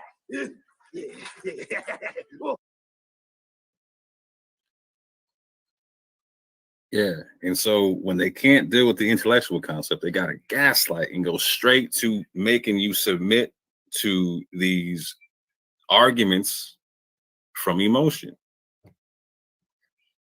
Who's the master? I can't hear you, Leroy. And so when they try to make you submit, you got one responsibility at that moment, right? You got to let them know that the Most High also dwells in you. That the one thing you submit to is the Most High, not anybody's weak arguments. Not anybody else, fam. The Most High and His truth.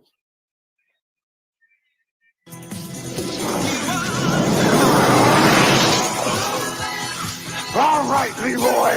Who's the one and only master? I am.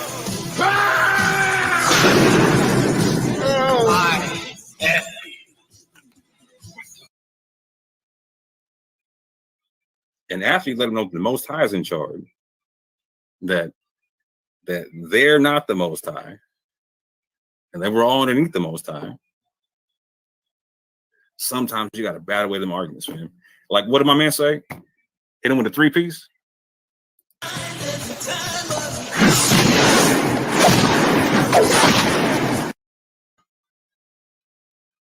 And if they still keep coming for you, fam, sometimes you got to brush off the scholastic crab in a barrel and put him back in his barrel.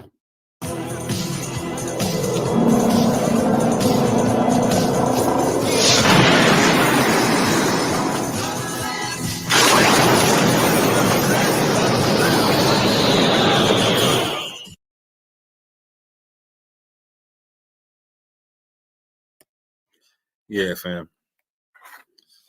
I thought it was better to play that than repeat all that. You know what I'm saying? But yeah, we got to drop those childish ways. You know what I'm saying? Like it was cool to do them things when we just left the church, and we didn't know no better. We're trying to figure things out. But now, when we're trying to grasp on the culture and our constitution and these scrolls, etc., whatnot, we have responsibilities in this thing, man. So does that mean we're not family? No. That means that we got to keep each other accountable as family. So with that, fam, I'm gonna play. Like I said, I'm gonna play my man breaking down his credentials, and I'm also gonna play, like I said, a small lecture, so you can audibly verify that this is the same individual, and that these credentials are the same credentials, and I'm not making this stuff up. But I'm also not going to dox the individual. But yeah, I'm going to play these 2 videos, and then I'm going to call it a day, fam. Thank you, Mr. William, for inviting me. It's a pleasure to be with you today and be with your group as well. And I hope now my conversation with you will be beneficial to you and to your friends and group members. As thank you again for reading the short bio. You mentioned I was born and raised in did my undergraduate studies there, and came to the United States in to finish my graduate studies, and I got my master's at the University of in Morocco. I studied sociolinguistics, which is the study of language and its impact on society, and the study of the society and its impact on language, and also studied language and gender, especially the use of gender and politeness vis-a-vis, male and female, especially in Arabic societies and Western societies. And also did my studies also in code switching, which is the changing of codes based on the changing of the environment, or the changing of the people you are talking to. So my study was mostly focused on Moroccan society, and how Moroccan people code switch from one language to another based on the situation that they are in, or based on the people that they are talking to, either their age, their status, or their gender. And of course, as you mentioned, when I came here, I did my master's degree in sociolinguistics as well, and started my journey teaching Arabic after, and started teaching at the University of, I'm sorry, and at the same time, or a year later, started teaching as well in University of both of them are private colleges, and one of the few liberal colleges in Ecuador. And in 2012, I was offered a job at the University to kind of start their Arabic program because of my experience in starting Arabic programs in those previous universities. And the rest is history. I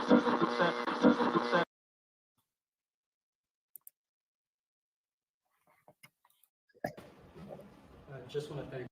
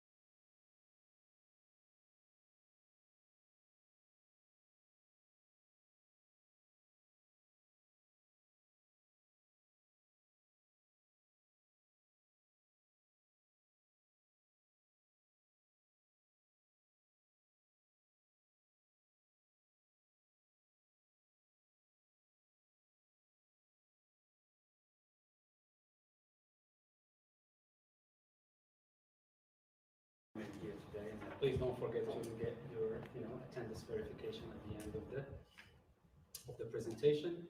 I know it's lunchtime, so we'll try to make this quick. Try to give you an idea about what Morocco has been going through in the past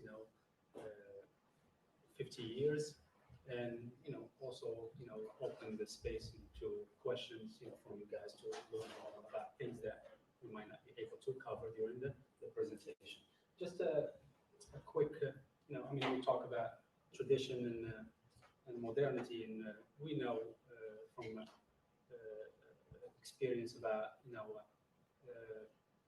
countries, especially in the East, that in the past century try to move to the modern side, but at the same time hold on to their traditional history, as far as for example Japan or Korea.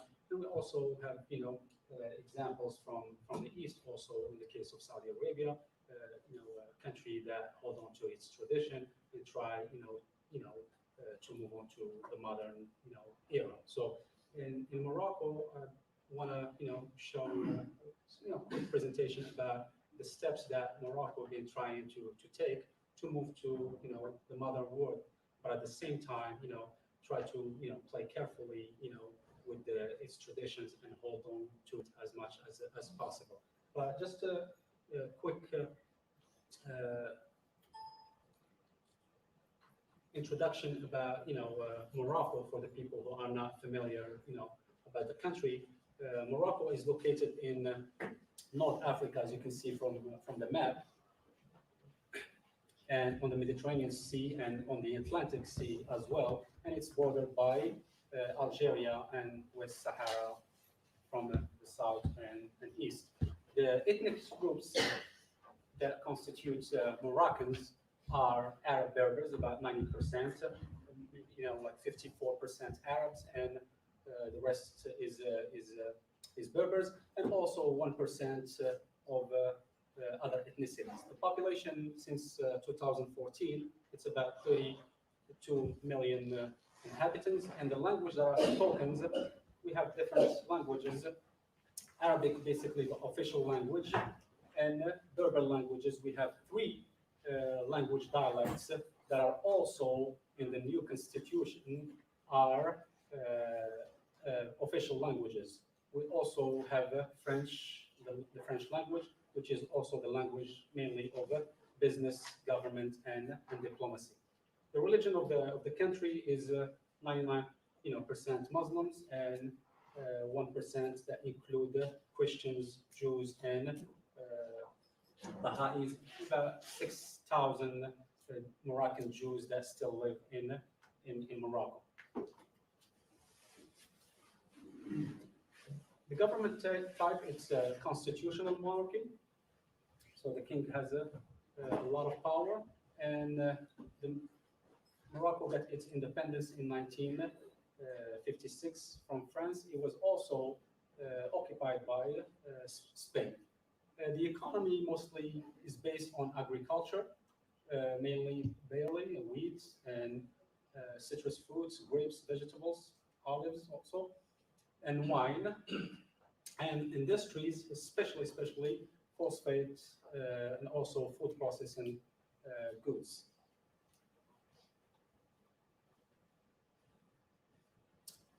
A quick history about the country. When we talk about tradition, there's a lot of history behind that, and since prehistoric time, it was known that the area that constitutes today's Morocco has been occupied by people since 19 BC, and it's during the classical period it was considered a Phoenician colony, and during the 1st to the 5th century, it was part of the Roman Empire as well. And after that, during the 6th century, it was part of the Byzantine Empire. After that, during the 7th century, it was what we know today as the Kingdom of Morocco, and it became an Islamic country with many Islamic dynasties that ruled Morocco, starting from the 7th to the 11th century. You have the Idrisid dynasty, and then the Almoravid dynasty, Almohad dynasty after that. And between the 13th and 15th centuries, you have the Merenid, and also you have the Wattasid dynasties. Most of, if not all of these dynasties are Berber dynasties. And then after that, you have the Saidi dynasty, and the present dynasty that rule Morocco is the Alawite dynasties, and that's an Arab dynasty. Also, it's also worth noting that Morocco has been occupied between 1912 and 1956 by the French and the Spaniards. In modern Morocco, King Mohammed V, who ruled Morocco during the French occupation, and also shortly after the end of the occupation, has been considered as a traditionalist. He basically studied in the royal school in Morocco, and most of his studies was with languages, Islamic studies, and other for example, history, math, science, but mostly his study was a traditional studies. So during his rule, Morocco was very, very a traditional country. And at the end of his rule, probably about a year before he died, he tried to modernize the country by appointing some of the Moroccan young students who graduated from French schools during the occupation. He tried to appoint those graduates into key position in the government, trying to modernize the country. Unfortunately, he passed away, and after him came King Hassan II, who ruled the country basically until 1999. King Hassan II was a very enigmatic person, but he was also somebody who graduated with a bachelor degree in laws from University of Bordeaux. So he, in a case, was westernized, but at the same time, he did all his studies before college at the royal school. So he was also traditionalist in that sense of the word. He tried to modernize the country, but his actions were very, very small. Mostly, he created a lot of hospitals, also built a lot of universities and schools in the country. But the most important thing that he did to modernize the country is to build a lot of dams, around the country, and focused on agriculture as the main basic for Morocco's income. After his death, his son, King Mohammed VI, took power in 1999. King Mohammed VI also, did all his studies in the royal school in Rabat. But after he graduated from high school, he went also to France and did his PhD in law from the University of Nice. Unlike his father, he is more of a modern king than his father, of course, than his grandfather. He did really one of his first steps that he did that was very shocking to Moroccans is in 1990, just after he became king in 2002, he got married to a commoner, an engineer. His wife, who's a princess now, her name is Selma, was just a commoner, was an engineer, and he fell in love and married her. Before that, in Morocco, nobody knew the princess, the wives of the kings. They were not shown on TV. Nobody knew their names, and they always were from the same royal family. So this was a very, very big step that the king did to show that he's trying to modernize not just the country but also modernize the royal institution. Another step that and even after that, and since the time they got married, you can see from pictures that Moroccans have on on TV or on their magazines or newspapers, the king trying to show that he's a modern king, and just like every other Moroccan, showing his love for his family. And also at the same time in the picture you see there are pictures where he's dressed in traditional clothes, like for example this one and this one, but there are also pictures where he's dressed up in what we call Western clothes. So there's always that that play between traditional outfits and modern outfits, and also the play between traditional image and a modern image. Is the king traditional? Is he modern? Is he more modern than traditional? Is he more traditional than modern? That's something that the king has always been trying to play, but it looks from the steps that he been taken since he became king that he's trying to show that he's more modern than traditional. In 2004, he took a big step also, trying to modernize the country, and the family code basically is a code that basically focus on family law, laws that has to do with marriage, with divorce, with kids, with everything that has to do with family. We had in Morocco, I've had a family code since even before independence, but it was really traditional code, Islamic code, that was based on interpretation of Islamic scholars that lived in the 11th century. So it was really traditional and old. And I think some of Arab and Muslim countries still have codes that date back to the 11th century. And I think the Moroccan king, at that time, figured out that it is time to change this family code, to modernize it. So he put a referendum there to modernize this family code, and Moroccan voted on it, of course, by a big majority. The most changes that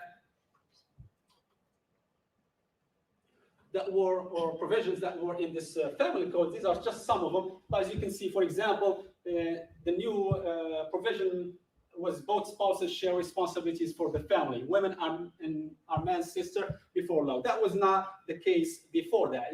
Basically men have more responsibility after that. Once a woman comes of age, she does not need a marital tutor, a more male relative, usually the father who speaks on her behalf. Women cannot be married against their will, though if they wish to designate a male relative to act as their marital tutor, they may. And that was not the case before. It only took the father to say, okay, you can marry my daughter, for that young girl to be married. So that really makes a big difference in women's rights in Morocco. The minimum age for men and women to be married now is 18. That was not the case before. You can see women, little girls getting married while they're 15, maybe even younger. Man may only take a second wife, as you probably most of you know, like in Islam or most Muslim countries, men are allowed to marry 4 wives. This new provision came to say, you can marry 4 wives, but there should be some rules. So men may only take a second wife if a judge authorizes it, and only if there is an exceptional and an objective justification for it. The first wife consents, of course, and the man has sufficient resources to support the 2 families and guarantee all maintenance rights, accommodation, and equality in all aspects of life. Moreover, a woman can stipulate in her marriage contract that her husband might not take a second wife, and a first wife must consent to the second. The first wife might also petition for divorce if the husband takes another wife. These provisions didn't exist before. A man can just, decide he wants to marry a second one, and he was free to do so with no provision whatsoever. One of the provisions is the right to petition for divorce belongs to both men and women. Before, it was only the man who, has the right to divorce. The procedures for reconciliation and mediations are encouraged. A man may not repudiate his wife without the permission of a judge, and she and her children must accorded their full rights under the law. Divorce proceeding take place in a secular court rather than before a religious official. So most of divorces cases before this were done in religious officials, in front of a religious scholar. But after this provision, every marriage or divorce has to be done in front of a secular court. If a man does not fulfill his obligation according to the marriage contract or cause his wife harm, such as abandonment or violence, she has the right to file for divorce. The new law also provides for divorce in situation of mutual consent. Children's rights are protected according to the international conventions Morocco has signed. Priority in terms of child custody goes first to the mother, then the father, then the maternal grandmother, or to whomever a judge deems the most qualified relative. Children in custody must be given suitable accommodations, the terms of which must be settled within a month of any dispute. The parents who gain custody of the child keeps the house. Before, basically, if was the man who keeps the children because he had the authority to do so. But this one changed everything for the rights of the children and rights of women. Children born outside the wedlock have the rights to the acknowledgement of paternity. That was not the case before. And a married couple may negotiate an agreement separate from the marriage contracts regarding the management of assets they acquire while married. It doesn't negate the principle of separate marital property. This, family code was really a first in the Arab and the Muslim world, and it's still a first in the Arab and Muslim world, including, for example, Tunisia, which has that country that has a family code similar, if not a little bit better than the Moroccan one. There's still a lot, needs a lot to be done in this family code. A lot of, especially women's rights organization asking for, the abolition of, marriage from a second or a third or a fourth wife. But I think at this time, I think the king is smart enough not to go for something like that with what's going on in the Arab world and Islamic extremism. I think it will be he wants to to die or kill himself if he does that. That will definitely be against his dynasty and his ruling. So this was very applauded. It was very applauded by a human rights organization, by the European Union, and also by the United States as a big step toward women's rights, especially in Morocco. Another step that were taken, it was during the Arab Spring. As most of you know that in 2011, most of the countries in the Arab world were going through what we call today the Arab Spring or a revolution. And Morocco, also got its share of protests, not revolution. People during that time, went to the street and started protesting not against the monarchy but against better rights and less power for the king. And I think the king was smart enough and modern enough to propose some constitutional changes to modernize the country. And he also put a referendum in front of the people, and the majority, more than 90%, voted yes for that referendum, which has some constitutional changes like the one that you have here. For example, the prime minister would be named from the largest party elected to parliament. That was not the case before. The king was the one who appointed the prime minister. The prime minister would be able to appoint government officials and minister. Also was not the case. The king basically appointed all government officials. The prime minister would have the power to dissolve parliament. Before, the king had that right, and the judiciary would be an independent branch, and that was not the case. This really, calmed down the, most of the Moroccan society, and basically was a first step, toward not having, a monarchy like, for example, in Britain or in other, European countries, but it's a first step toward having a democratic country.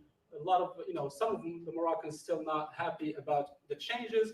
They want more, but this is, the steps that were done by the king to move toward that modernization. There were a lot of also, decrees that, this we're talking about the political side, of the modernization that have been done,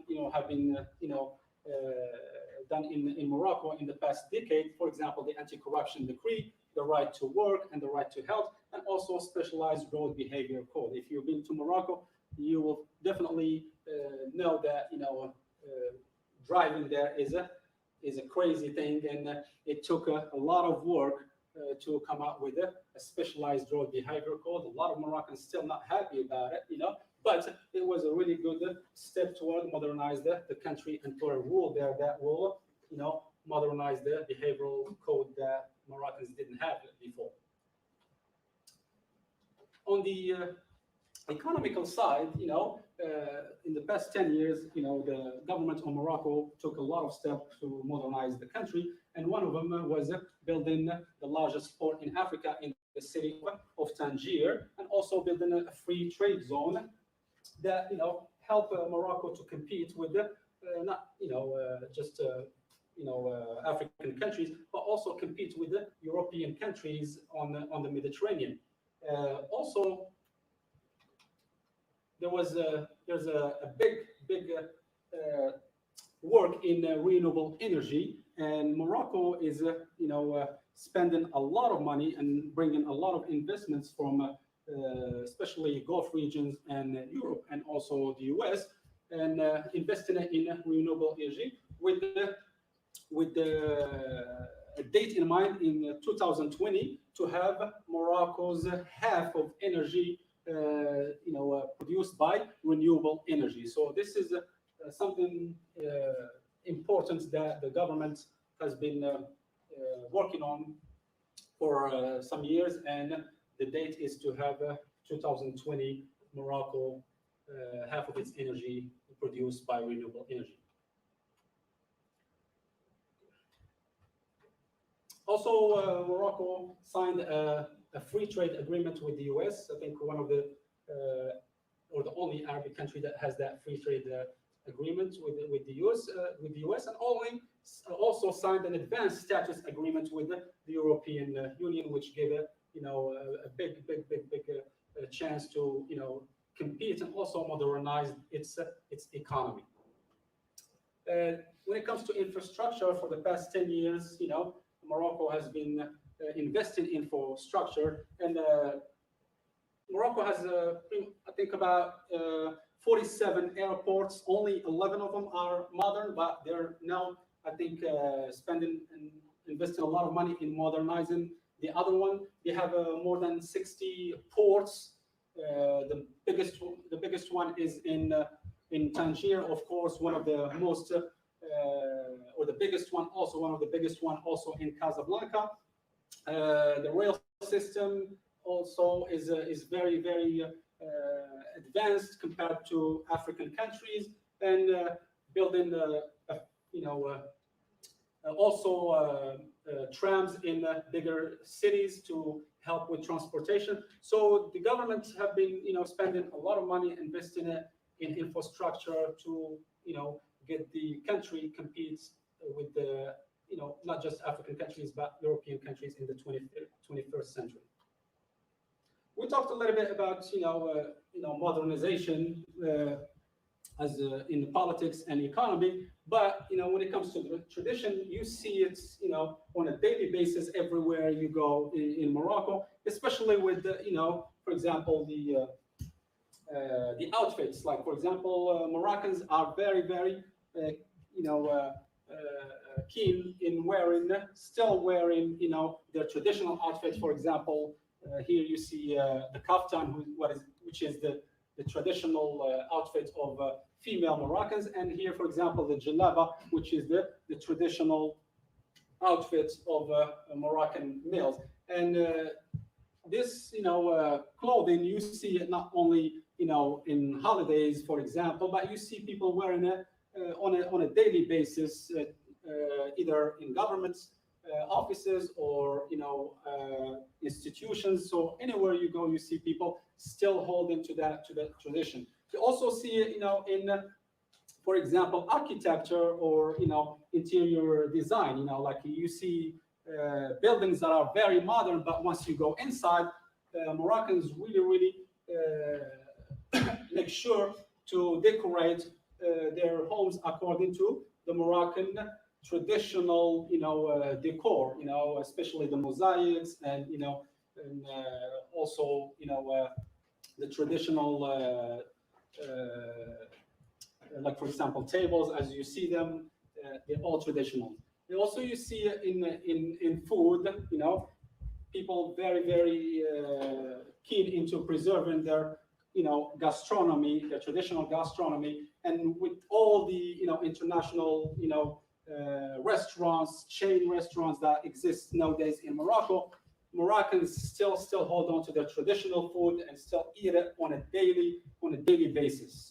For example, like couscous, one of the main, dishes in Morocco. That's something that Moroccan basically eats every Friday. So at least that's the Friday dish. So people, after they go to the mosque for the Friday prayer and come back, that's their traditional dish to have. Of course, there are other traditional dishes, like, for example, tagine, that most Moroccan eat on a daily basis. One of the things that you see also tradition plays a big role is in weddings. Weddings are still done in a traditional way. Either when we talk about rich families or middle class or low class family, they still hold on to their tradition, and especially in weddings, brides and grooms are still wear traditional outfits.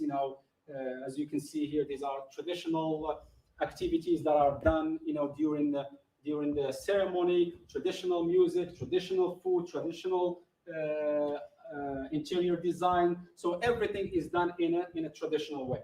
Also, you see the tradition being important in when it comes to music. So even if music nowadays, with the world being a global village, you see people listening to different music from all over the world, but Moroccans still hold on to their traditional music, and there are many kinds of traditional music in Morocco. And nowadays, Morocco is trying to give more opportunity to those kind of music by doing a lot of concerts to different kind of music, at the same time trying to be open to the modern world. And I think Morocco nowadays have a concert, probably one of the biggest in Africa, that invites singers from all over the world to come and sing, and it's a free festival for that lasts for 7 days. A lot of singers from all over the world come there, to sing. This also brings me to the question of modernity and tradition. A lot of Salafis, a lot of Muslim Salafis in Morocco were not happy about that festival in the beginning, and they're still not happy about it because they see modernity as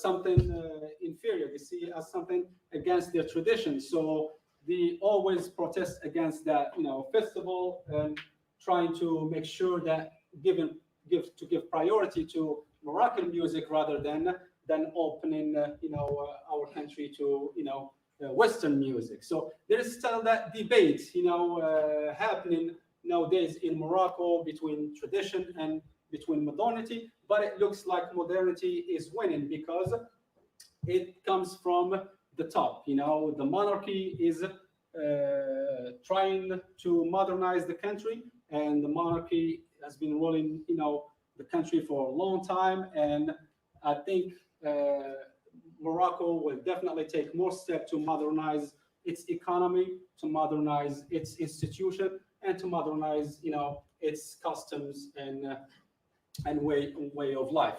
There'll definitely be still people who are not happy about that modernity, but I think in the meantime, Morocco was successful into moving step by step, carefully, step by step toward a modern world without creating problems with the people who are traditional. So thank you very much for your time. And if you have any questions concerning what we talked about or what I didn't talk about, please feel free to ask. We have about 10 to 15 minutes, so please feel free. So thank you.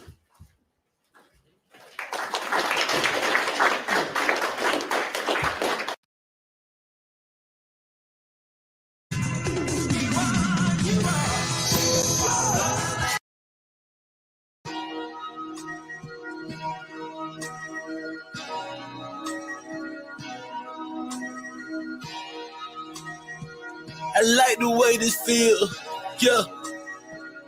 Let my soul cry, yeah.